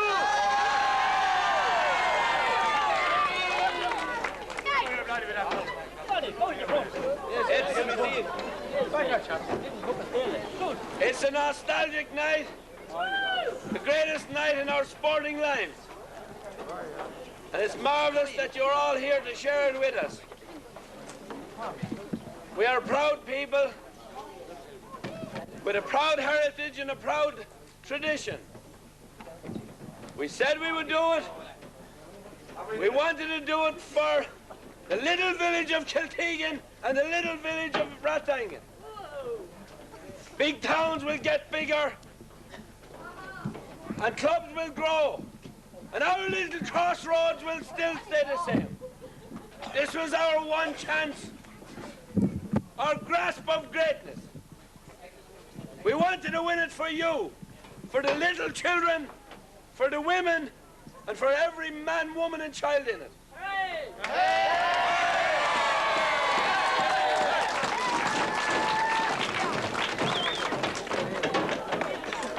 Most of the speeches will be made tomorrow night. But on this nostalgic occasion, I would like to introduce to you some of our heroes. The people with belief in their heart who went out to play for you and to be there for you. I give you first our captain.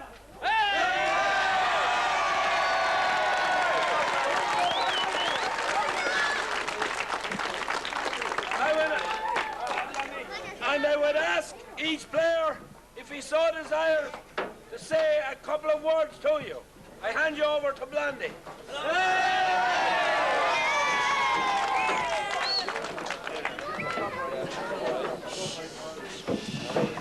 I am really proud today, especially because I was captain of this Kiltegan team. It's a great team and it's a great club, and we have a great community here, and it's lovely to be part of it. Thank you very much.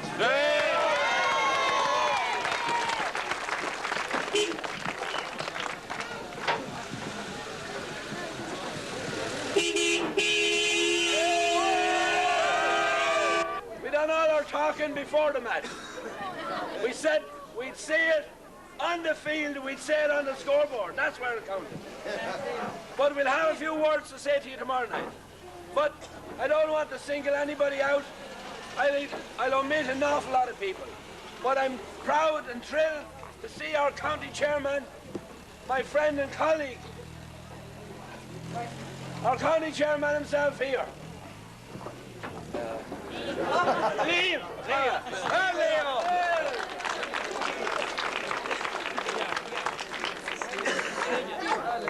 Liam, turn shot, take a bow. Couple of fuckle, that's Liam. That's right, you'll have to. I don't shout as loud as Sean. Yeah, man. Congratulations to Kiltegan.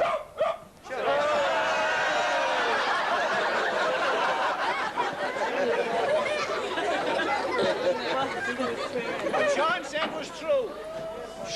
You've done most of your talking on the field, and that's where it matters. It's an important occasion for the small village, as he says.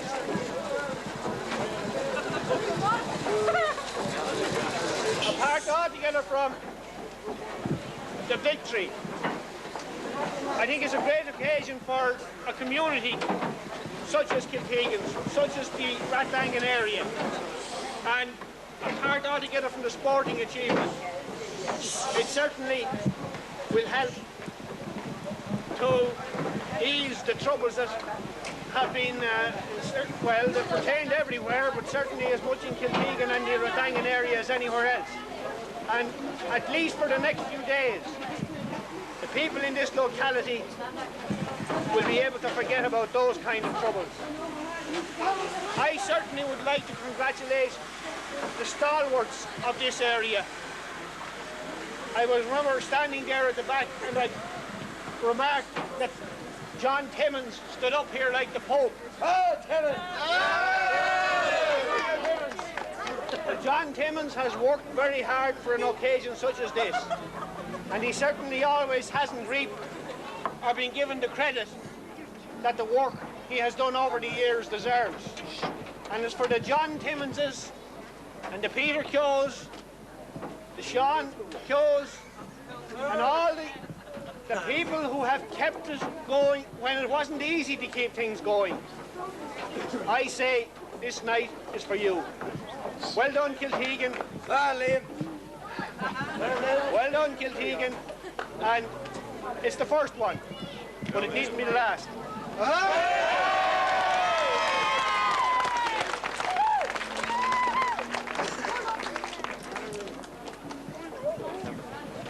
Thank you, Liam. It now gives me tremendous pleasure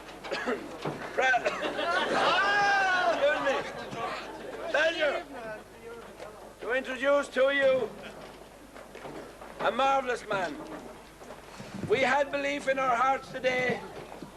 One man who always had belief in his heart over the 21 years or so that he's been associated with the club. It's undoubtedly the greatest moment in his sporting career. The one and only John Timmins.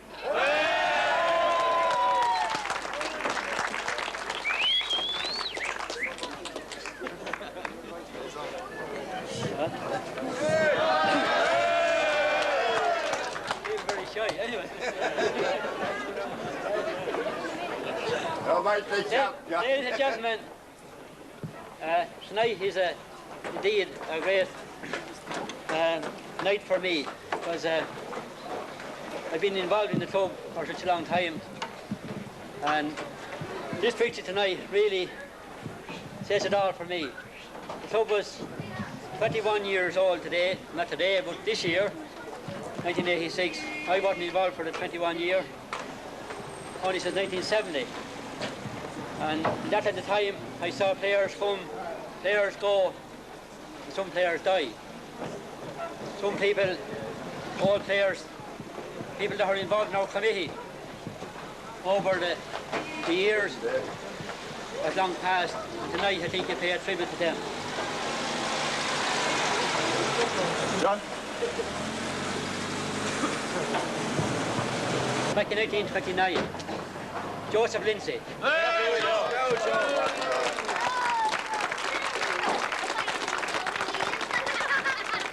Everyone knows that he is very ill in the Dublin hospital, but we send him our righteous, our luck, and we're going to bring that cup up to Joe Lindsay.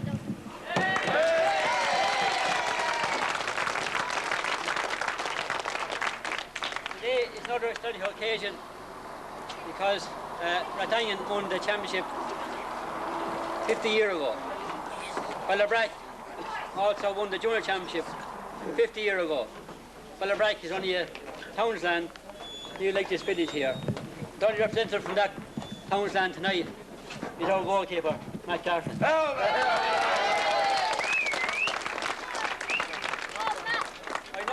other people here, people that won that championship. Sean O'Toole, our trainer, his father was captain of that team that particular year. Tony Kelly, our fullback today. Come on, Tony. His uncle, Johnny, is somewhere in the audience, and he's might be the only representative, I'm not sure, of the Ballybrak team that's here tonight. But over the years, that's history. Over the years, I see many faces here that was involved in the club, and I'm glad to see them here over the years. I see former chairmen, such as Paddy Dial. Oh, Paddy. Jack Kenny. Hey. Peter Keogh. Former chairman, not work for his face. Former secretaries. One, maybe Nat Pearson. Hope he's there somewhere. Marty Hayes, another former secretary. Oh, Marty. He said what that his secretaries would. Quite a few chairmen. Brian Graham, another one, I presume he's in the crowd somewhere. Conor Daly. I hope I haven't left anyone out, but I had the privilege of serving under all those chairmen. And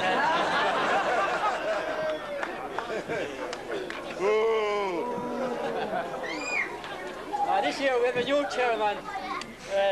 Took the bull by the horns, the saying is, and we're written off. Our present chairman, motivator, trainer, you name it, Sean O'Toole.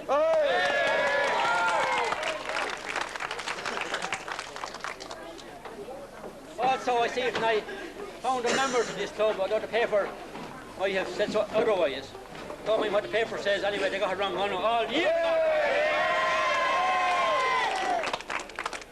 I see one man here and that stood at that corner there in 1965 and formed the junior club in Kiltegan. Two of them there, three of them probably there, and what they're there now I just can't see.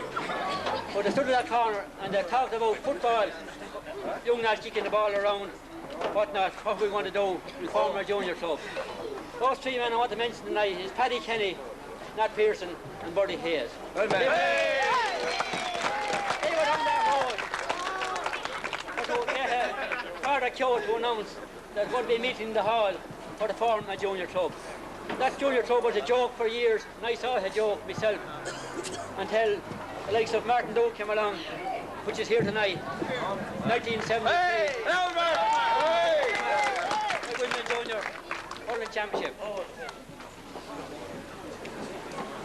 What's going on too long? I think proud moment for me, proud moment for all you people. Because tonight you have your sons here tonight. Please God someday, most of them are playing, but the ones that are just so high tonight, they will be the Kiltegan players of maybe when we are celebrating, and Timmins is wondering, you know. Some of the lads will be carrying their flag tonight. From this day onwards, these are the lads. And I see that here, in my favourite colour.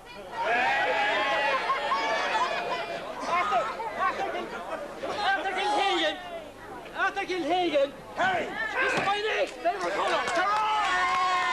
And next Sunday, number 12 again. The Kerry is going to win another All Ireland.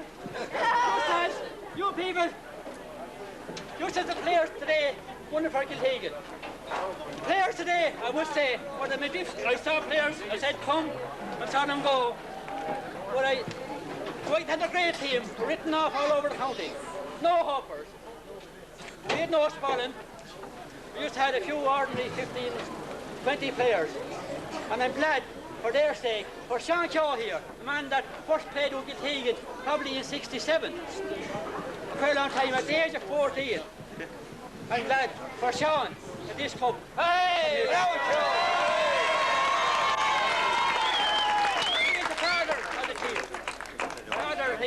And over here somewhere. Yeah, go on. And here he is. Father Daly, the grandfather. Between the seats, John. Father was the first, was the play member of this team back years ago before Sean Shaw. And his brother Larry, I cannot forget, still playing. That was a long time ago. And the James Larry played. Larry played in 19. Oh, he's here. How's he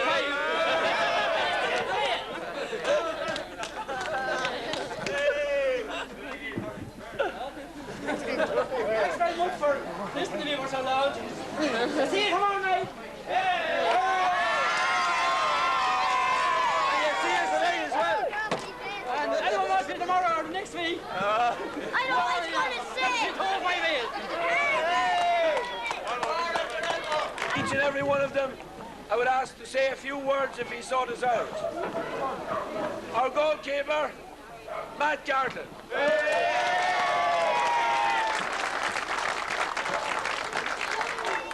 After the bad start, it was great to come back.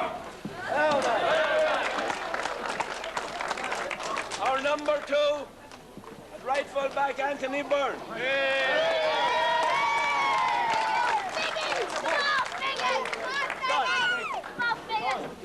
Our full back, Tony Kelly.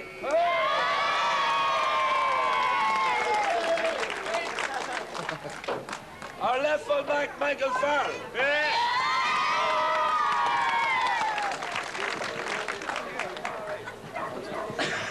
Our right half back deserves a couple of extra words. His father having captained the 36 team. He himself was the tiger on the day today.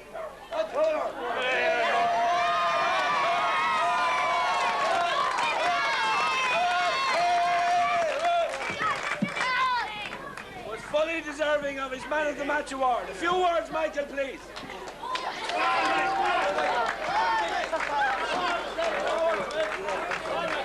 Big Fern says to say, I thought it'd never come. Our centre half back, the man who welded the team together and went home from Holland. Sean Gartlin,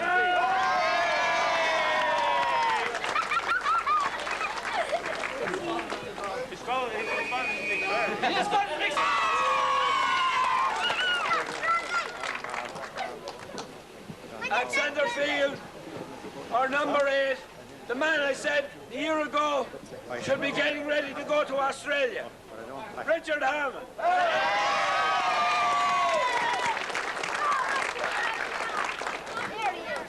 He proved today that he has no equal in Wicklow football. A majestic high fielder.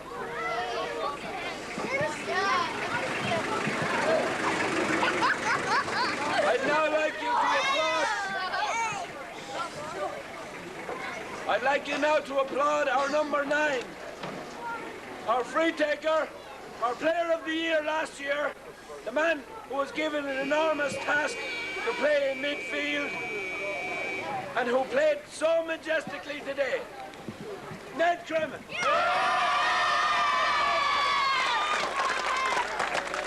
A few words, Ned, please. Come on, Ned. Please, Ned. I'd just like to thank all the supporters for staying with us. You know, we've been down for a long time, but now we've got the breakthrough. So thanks very much. Come on, Ned.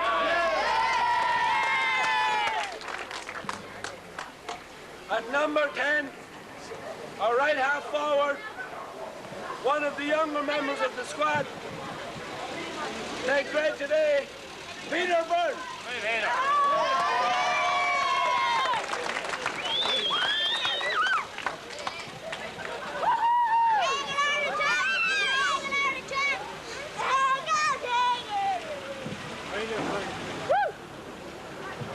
Man.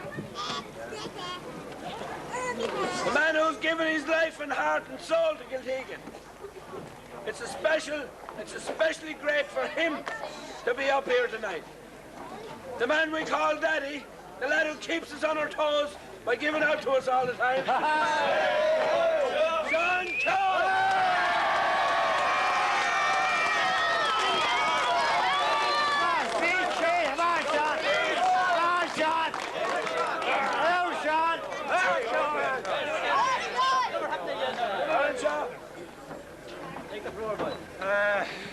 I'd say today. I'd like to thank everyone for turning out, for giving us great support today. That's all. Thanks, John.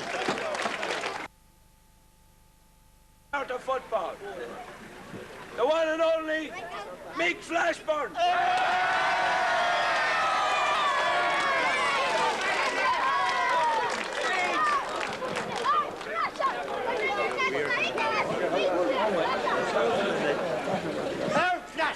Lads and ladies and children. This was the biggest moment in my life. Oh, get this, it's better than 25 pecking all Ireland's in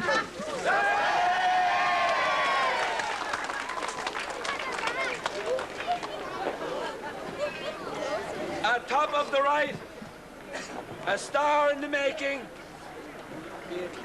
the baby of the team, and he came through yet again today by scoring a magnificent goal. The baby, Henry Murphy.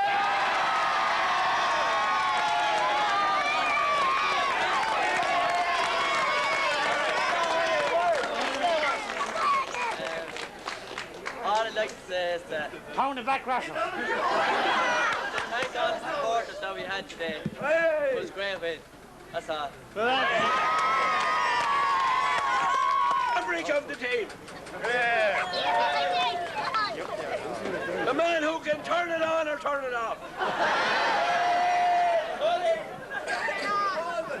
Today, when he came to centre half forward, he turned on the tap at full speed. He has been majestic in the past, but none better than today. Big Andy!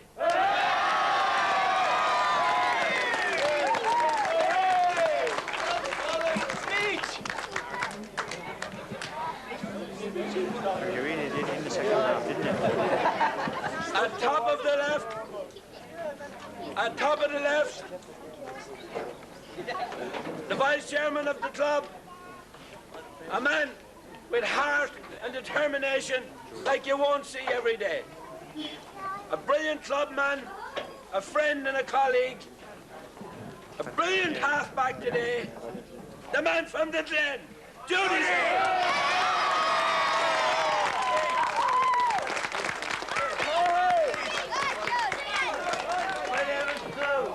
My name is Your Cup meant a lot to me last year. It was really a big occasion for me. But this, I can't believe it. I'm holding it here and I still cannot believe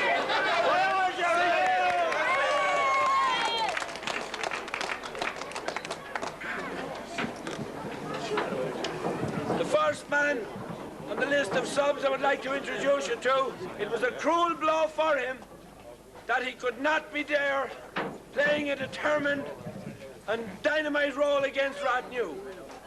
He tried that day, he's trying today. Mick Foley!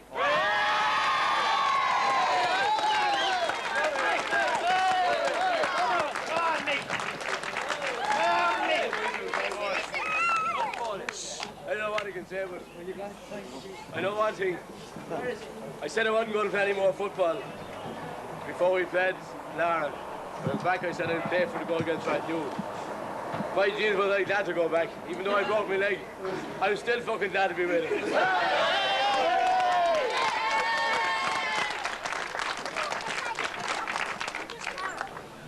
A man who came to the field to earn his place at cornerback, but in the training, he wrecked his collarbone for yet another time and was ruled out for the entire year. But he's always here.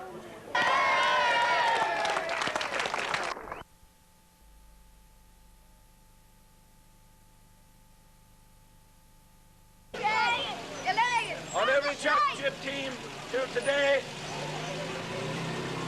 he epitomizes everything that's good and beautiful about this club. His determination, his heart, and his concentration in the field was an inspiration. Give the red lad the card to go on. Right, how? Tom Cremin, please.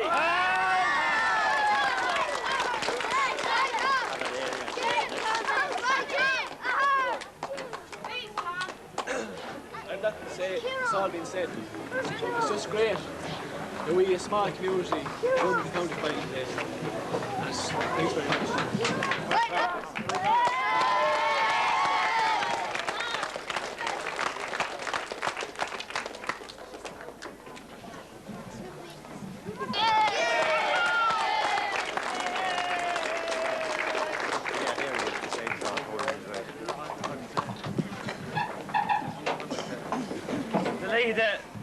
To be part of the team to win the championship today. A whole lot more I can really say.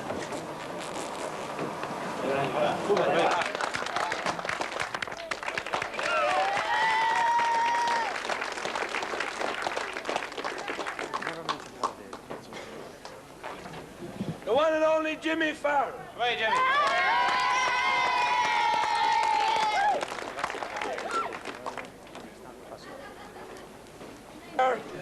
And had he been available earlier on, I have no doubt he would have featured. He's made an honorary citizen of Kiltegan. He has played his part in bringing us to the final. Kevin Smith.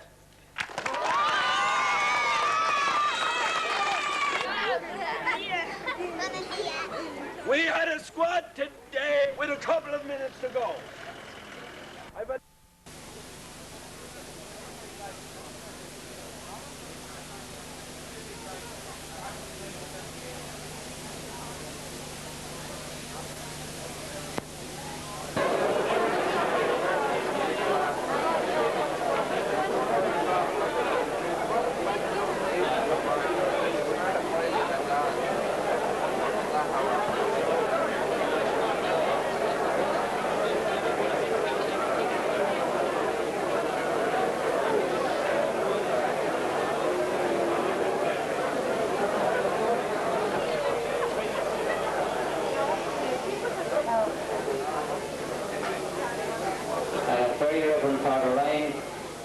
Mr. Chairman, ladies and gentlemen, it gives me great pleasure as Secretary of Kiltegan JSO and as County Champions of Wicklow, welcome.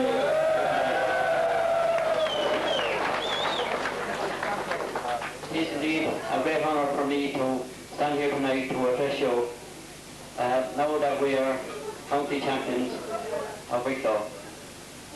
I'd like to welcome some of our guests tonight, people that, although winning the championship yesterday was an historical occasion in one way. It was our first championship win. It also brings back memories of Rathanian 1946. They won the championship 50 years ago. And we are really proud and honoured tonight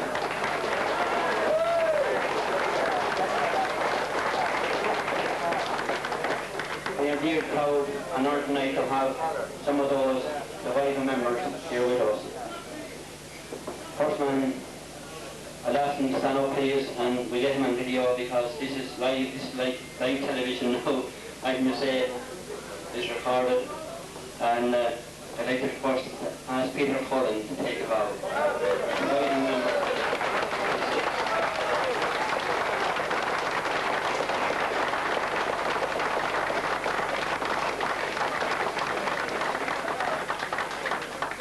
Another survivor of that team, Willie Shields.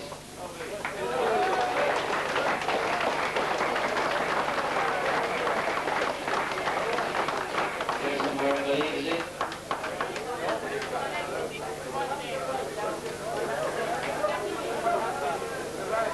Back in a minute from goal. Johnny Bourne, midfield that day.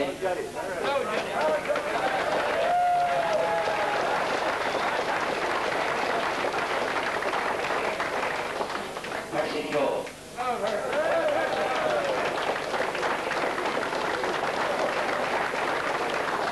One of the greatest halfbacks of all times. Not a man that was in that team that particular year, Theo Bourne.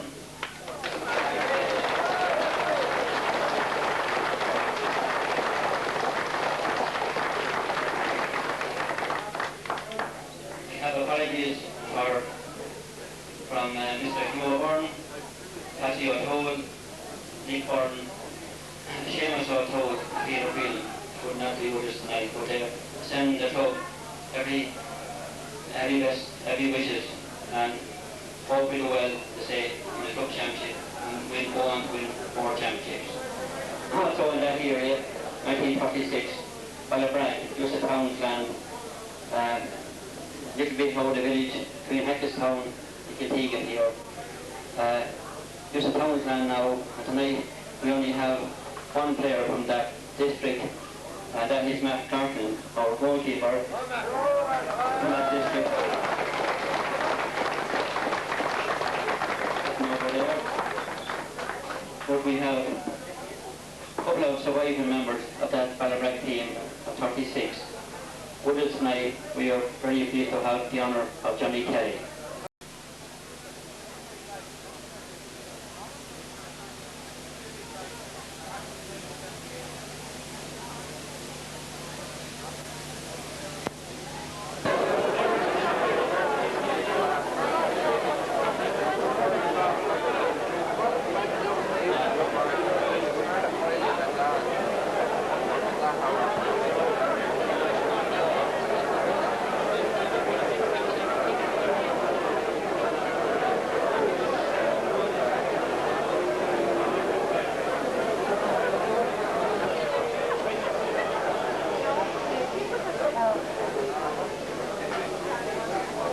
Very Reverend Father Ryan, Mr. Chairman, ladies and gentlemen, it gives me great pleasure as Secretary of Kiltegan JA Club and as County Champions of Wicklow, welcome you.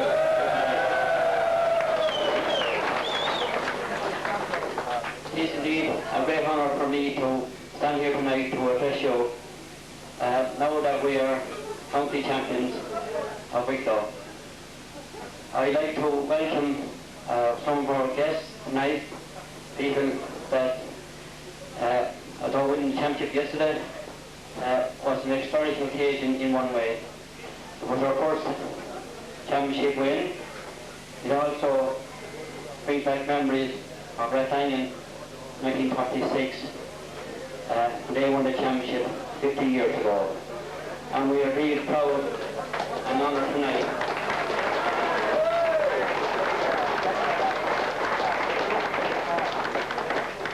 dear proud and honoured tonight to have some of those surviving members here with us.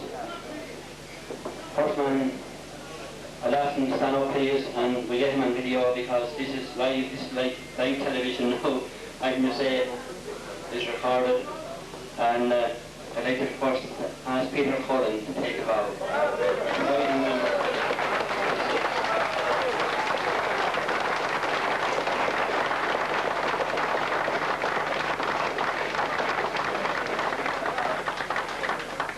Another survivor of that team, Willie Shields.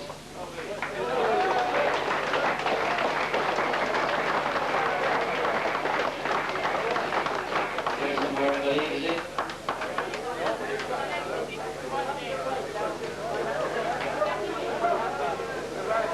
Back in a minute from Paul. Johnny Byrne, midfield that day.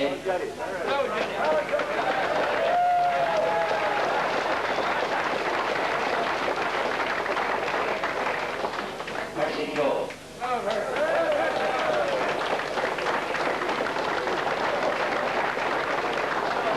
of the greatest half-backs in all times. Another man that was in that team that particular year, Theo Byrne.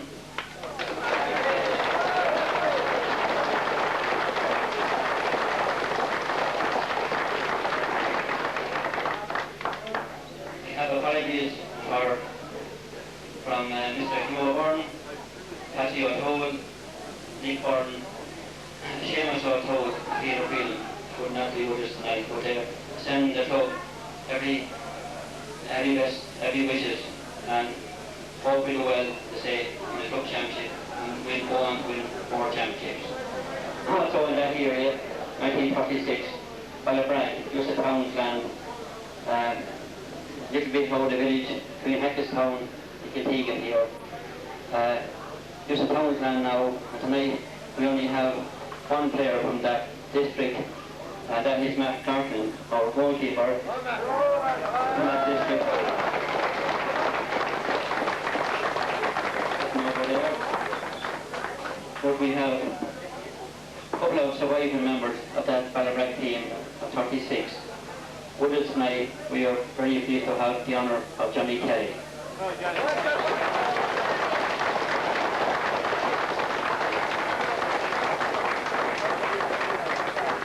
Sitting beside him there, another survivor of that 36 team, Kevin O'Toole.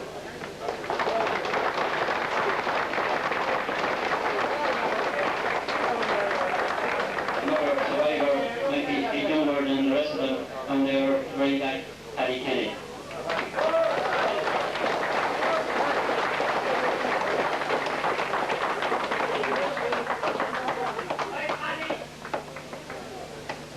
It's grand to see those people with us tonight.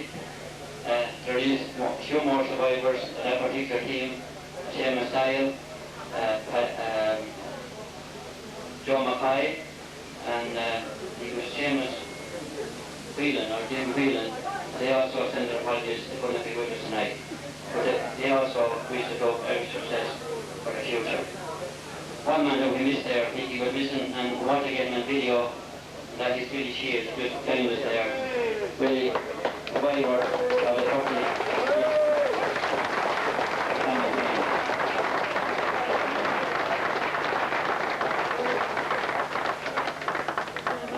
We were also honoured tonight by the presence of a man that won Junior All-Ireland football medal, a Gatiga man, ever first member of the Gatiga team, played in 1929, went on to play left Gatiga, went on to play his football in Kildare, but always a Gatiga man. Comes down to see us every so often, and we're very pleased to honour tonight to having our company here, Jim Dalton.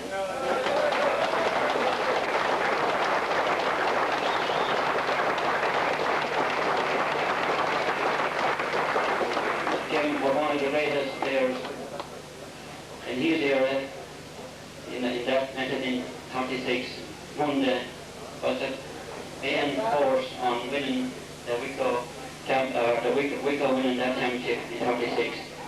And indeed, I put in the paper, I just saw in 1935, that Jim also started with Kildare, and should have won All-Ireland with Kildare in 35. Anyway, he won one with Wicklow, and I'm here glad to have him here tonight. Thanks for coming, Jim.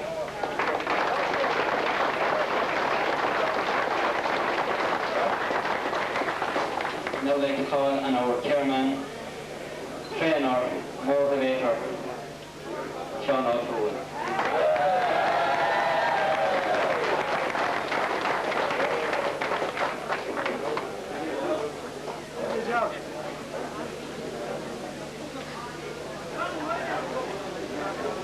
Thank you, John.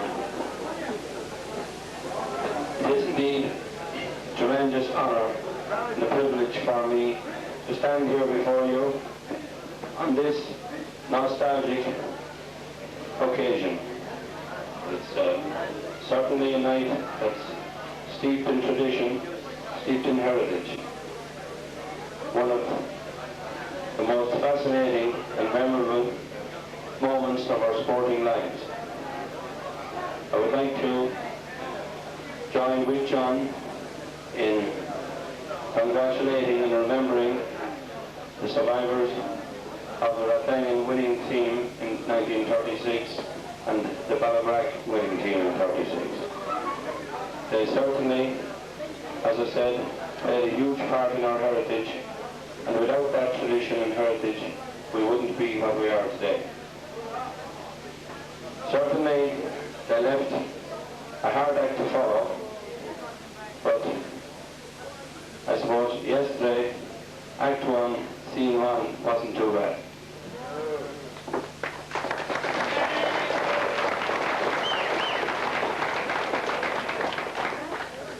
I would like to pay a compliment now to our hero yesterday, and to the dedication and support for me throughout the year. I congratulate each and every member of the panel, from the youngest to Babe Henry,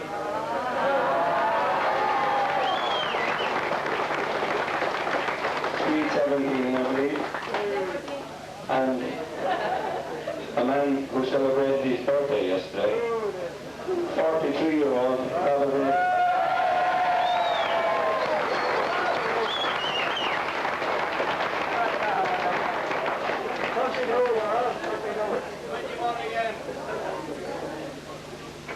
As I said, they were truly magnificent yesterday. We started the year with a dream and a prayer.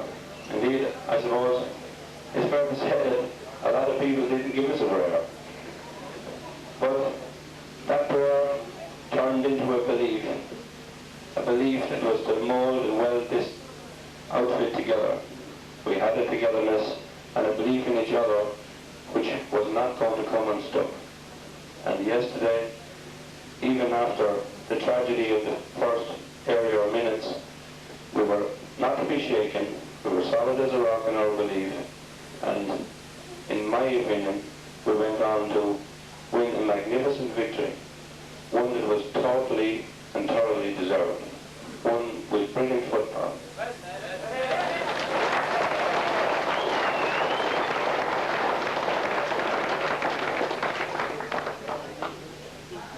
And I know this team, they have the hallmark of greatness, and I know they will do us all proud, and the Wicklow proud, in the coming months in the club championship.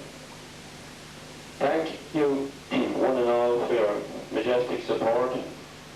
To everybody in the parish, to our many friends from Rathvilly who turned out in huge forces, to Father Ryan, our parish priest, who led the attack.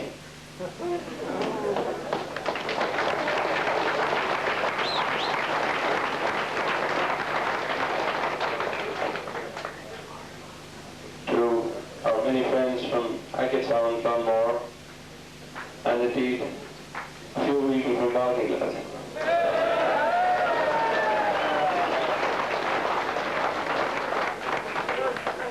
And I certainly cannot omit the mention of the Glen.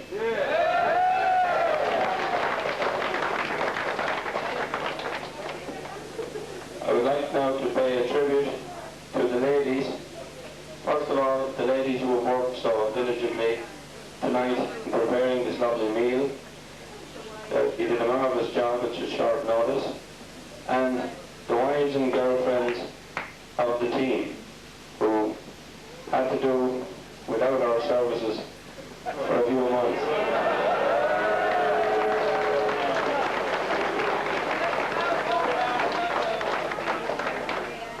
Take a bow, ladies. We'll try and make it up to you during the winter.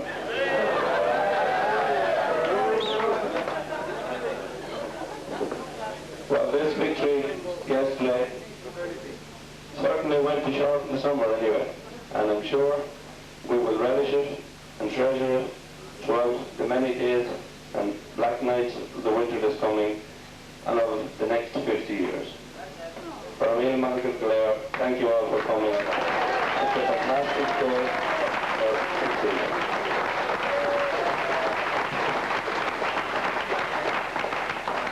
Thank you very much, Sean. Now we'd like to call on Father Ryan, our parish priest, to say a few words, please.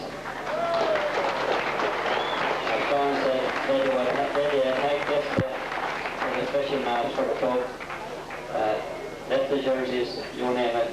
The prayer counted yesterday, and certainly must have been a great help to us anyway. I'd like to call now on Father Ryan, please.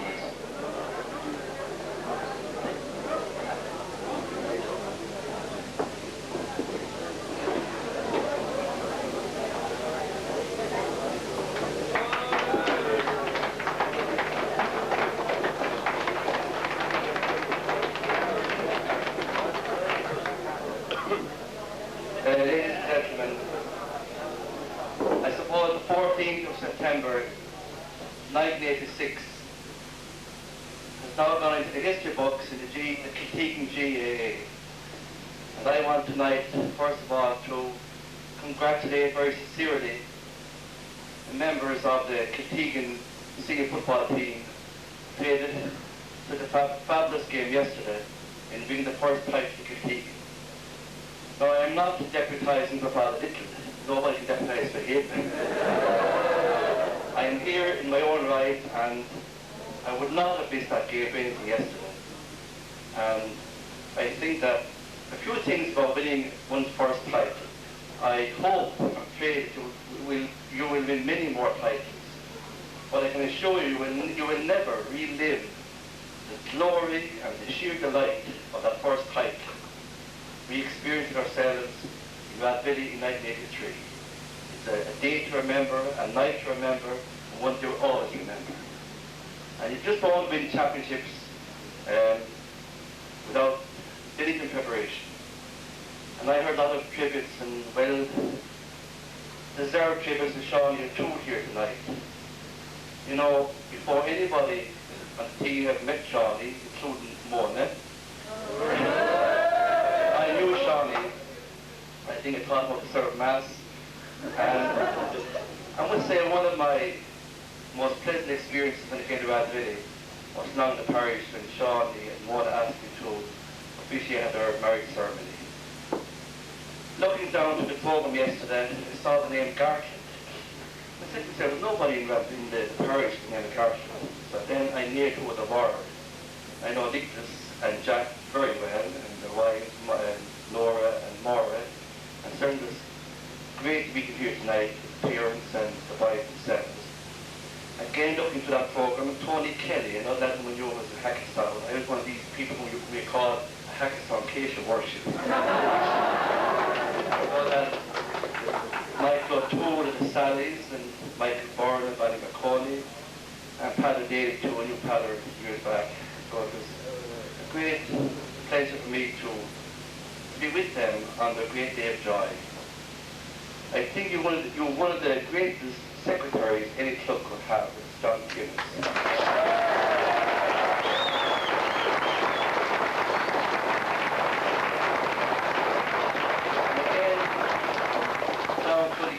I always associate the name John Timmins with Kiltegan. And once I came over to this parish, I had a close relationship with John, and I admire the work he does with the GAA and Long May Prosper. All I can say to each and all of you, congratulations, God bless you, keep up the work, in many more titles. Thanks very much.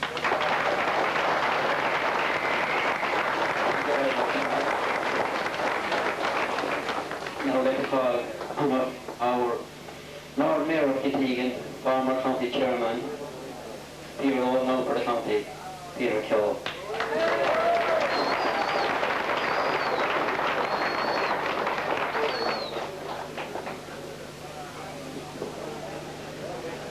Thanks, John. Well, ladies and gentlemen, I think that there's very little left for me to say. As a matter of fact, anything that I could say would be superfluous at this stage. Yesterday, when the match was over, the people from man from Arthur Radio came across and he asked me for a comment or two. And I wasn't able to answer him, and he said it was the first time in his life that he had found me speechless. And I was speechless. I think it has all been said. Sean has said it very well. Everybody has said it well. For me, the real talking was done yesterday by the players on the field. Henry's twinkling toes, Richard and Andrew's mighty hands, and the look of sheer determination on the faces of people like Michael Toole and Flash. You could see the pain on Flash's face from the sideline.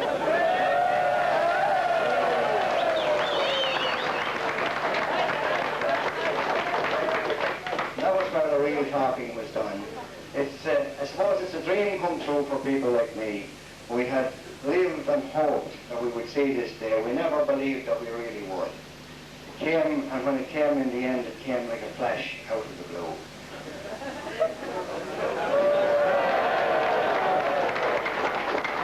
I think that while Father Ryan did mention it, that we are not probably even yet fully appreciating the role that the new club chairman, Sean, played in that victory.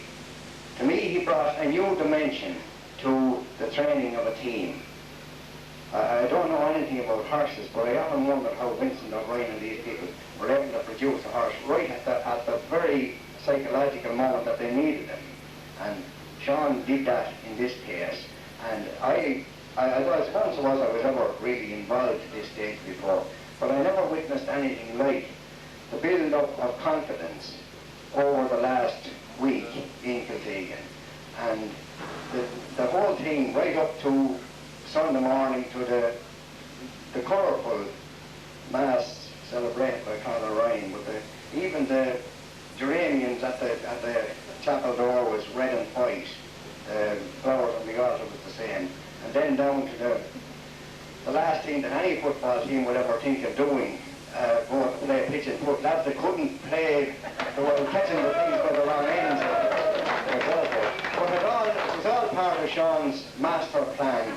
His training methods I found a little bit unorthodox, but they were very, very effective. And I think that Sean deserves all the credit for this, for producing this team in such a fine manner.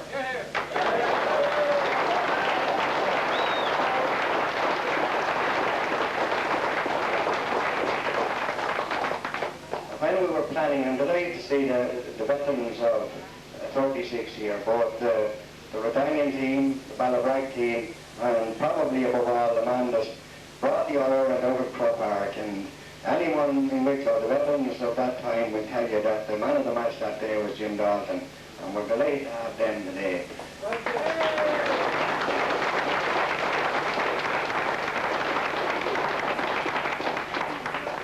But I'd like to say that when we were planning, right from the beginning of the year, we were planning some way of honouring that golden jubilee of the Rotanian victory. And none of us at that stage ever thought of honouring it in this way. But there was one dreadful thought in my mind all over the last few weeks, was if we arrived back in Rotanian with the heroes of 36, they are to be honoured, and we had no cup. That was a dreadful thought. I don't know whether anybody else shared it or not, but thankfully it didn't happen. We had the cup, and that made the celebrations all the better. So I would like to finish at that, but I would like to say, it was the most popular victory in this county in years, I think in my time, and I have been inundated with all sorts of messages, phone calls, everything else over the last 24 hours. And just a couple of that I would have to mention. One, the Vice President of Leinster Council, President-elect of Leinster Council, Jack Boatman, a very good friend of this club, a man who was here very, very often. He rang to say that he couldn't make it tonight. He's feeling a bit long in the tooth, he says, but it made his day and his night when he heard that Palo Daly played in that final.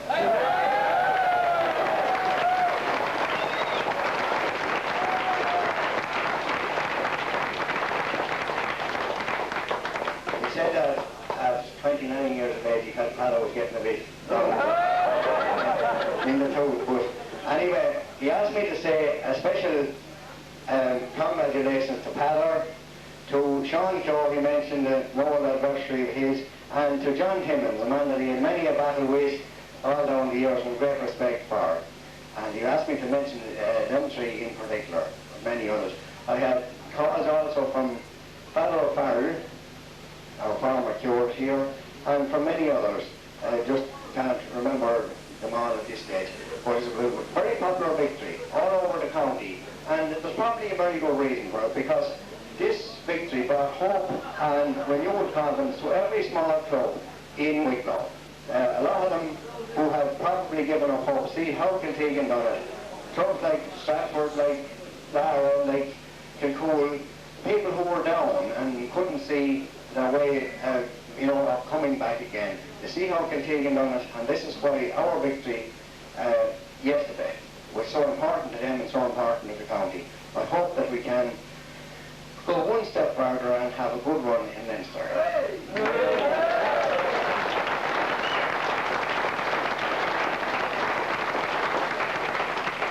And have an experienced Sean O'Toole's tactics yesterday, and when your tactics played a big part in it, I'm sure that if he gets to know who we're playing, I think it's the Meath champions, I'm not too sure, and he'll find some way of getting over them. Good night and God bless. Congratulations.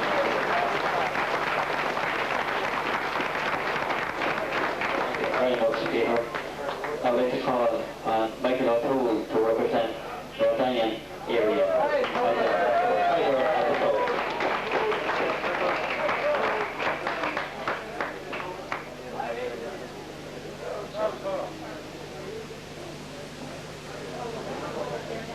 Well, ladies and gentlemen, it's a hard act to follow Peter Keogh and Sean Toole and these people. But all you can do is echo their words and welcome everybody here tonight. I suppose seeing the lads from Rothangan and memories of 36 made it all the more sweet. But apart from the players, like a small club, when you grow up and play with a small club and county final time comes around every year, you go down to Wicklow and you see someone from larger clubs, bigger clubs, lifting the cup year in, year out, and you wonder, will it ever happen to you? Will you ever be part of a team that will win a county final? 10 years ago we were a junior club, and the dream was a long way off. We won the junior championship, a year later intermediate, and in 78 it was us was in after my county final then. But it was a dream that wasn't to be, a dream dashed. We made promises that year, we'd be back in 79, never happened.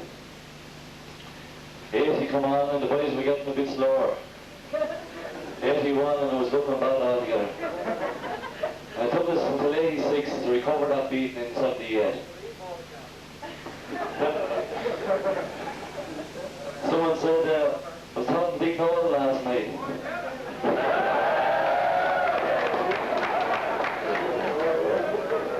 He was looking at a long leg of a chicken outside there. And he said he had a conversation with Johnny Keogh at Orlando. He said, Johnny, it's looking bad. Johnny, he says, does you hear me still, Dick, he says. And this is the year. And I think for people like Sean Keogh and Paddy Daly and the lads that were here, that's part 20 years ago. Lads like myself were here only half that length of time. Only nippers as flashes. But like for the likes of Sean and John Timmons, who sweated blood trying to get this club off the ground and keep it where it is, this championship was very sweet. It was a dream that we thought had slipped from our fingers. It's hard to keep it going when you lose a few players through injury and change of clubs, and the population doesn't lead it to big things, but I think in a club like this you have to beat the odds. If you grow up in Ballincollig or some of the other larger towns, a county senior championship is your right, because it's a fair bet that every 3 or 4 years they'll take the cup. But in a club like this, you have to beat the population problem, injuries, mainly numbers, and I think when it does come through, it makes it all sweeter. And I hope, like I said yesterday, I won't take this long to bring it back down this way again. Thank you.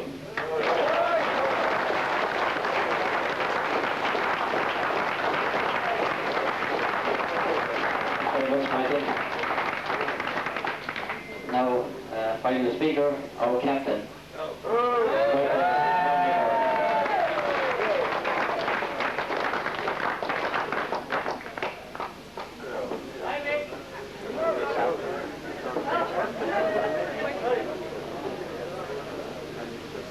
I'm in the bad way.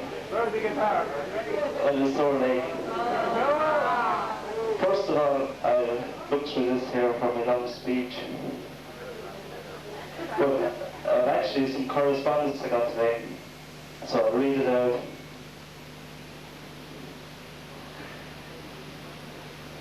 address to Blondie.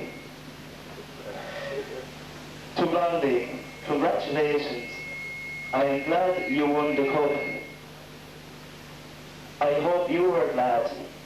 From Sinead.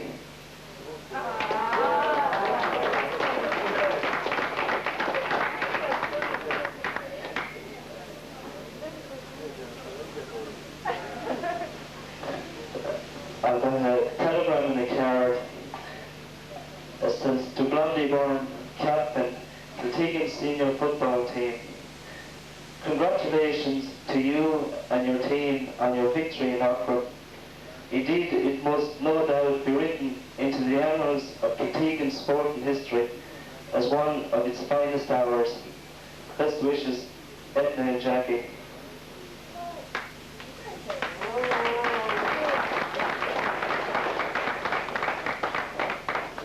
So now after that long speech, a check. Peter Keogh, Berry Kiltegan. Congratulations on marvellous Kiltegan victory, and it's from Jim Brophy.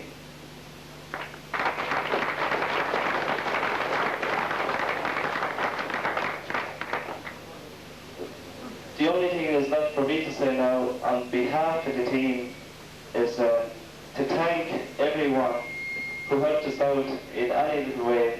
It was greatly appreciated. Without your help, it wouldn't have been possible. Thank you very much.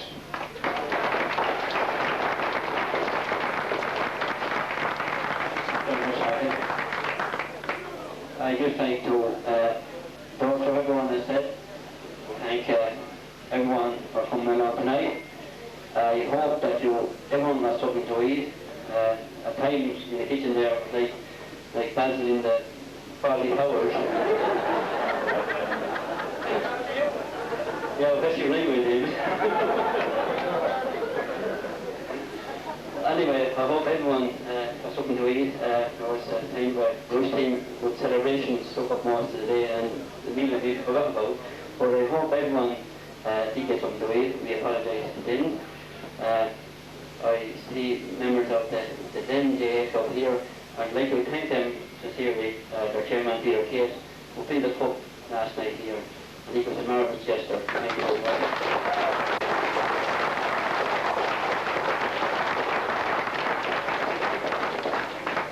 Also, another man that filled the cup here last night, one of our very own, Dick Norton.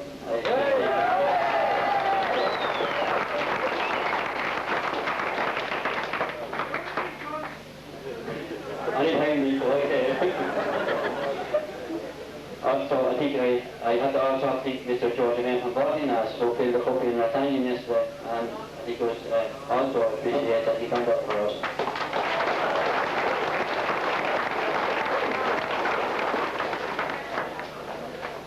I'd like to welcome people from outside clubs I just noticed that are here. I see our former trainer here, Pat and Mr. Cronin. You did very welcome, Pat, and thank you for coming along. The outside clubs like Philly, Calmore, and various other clubs represented here, and I'm glad to see them present. Great also see them here. I'd like to see every club present here in our celebrations, and we appreciate very much. As we know, all the best wishes that we got from various clubs today, such as the Glen, Ballymount, Calmore, Westontown. They were clubs that we were signing off with congratulations.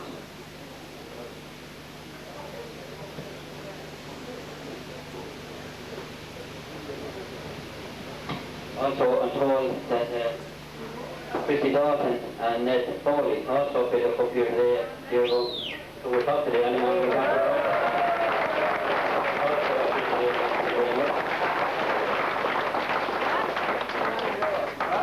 Also, I'd like to thank Mr. Dick Jackson down there, who was sponsoring the drink for all the players and our girlfriends, which you will get later on. Thanks very much, Dick.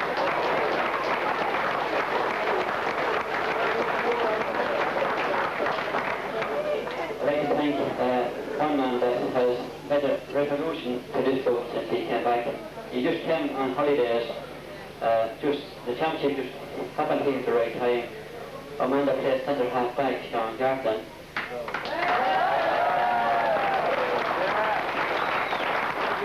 Man who is going back in the tomorrow morning, back to Holland. We wish him a very safe journey. But I'd like to thank the people who sponsored this trip over.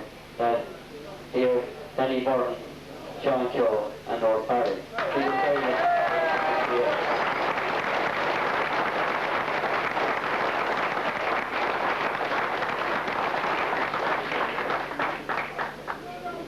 I'd just like to thank the ladies who served the meal here at short notice.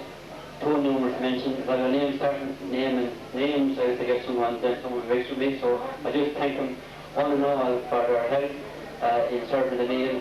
Done a great job. As you know yourselves, it's not very easy. It's not easy. It's not a hotel or anything like that here. It's not easy to organise a meal like this. And I hope people bear with us, and hope everyone got something to eat. I'd like to thank John Lennon for doing the commentary in the match yesterday. Number has watch out.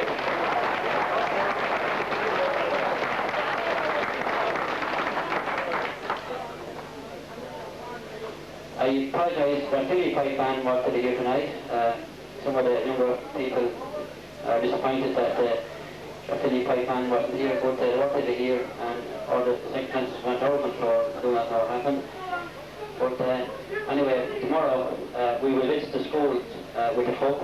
I know there is some faces here disappointed didn't get a half day today or a whole day, because someone said, John Timmons said it's a day off. Different ideas, and tomorrow we hope to visit the schools with the cup, and hope that in the years to come that these young lads here, sitting around the table here, that maybe in 10, 12 years time, who knows, this will maybe be you and I won't be here, showing our clothes. There'll be someone else standing here, and that's, you've got a paper.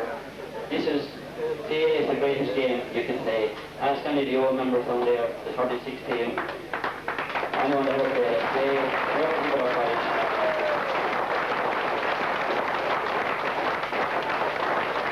It's a great game. I get a lot of enjoyment out of it. I know players that played do get a lot of enjoyment out of it. And I wish all the players well in their forthcoming club championship. Thank their wives, their friends and whatnot for associating with us all through the year. And most of all, thank our trainer and Sean Charlotte who brought off these offers. Thank you.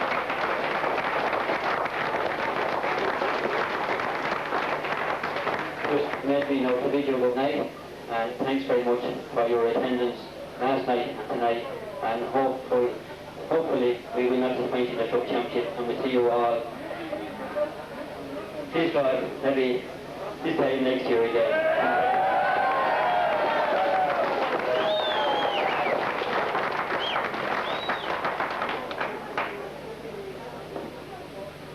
Now we get out of the dance now, we clear the tables, and I just ask you, please stand to attention please. I'd ask Father Ryan to say grace after me, please. Stand to attention for a minute, please.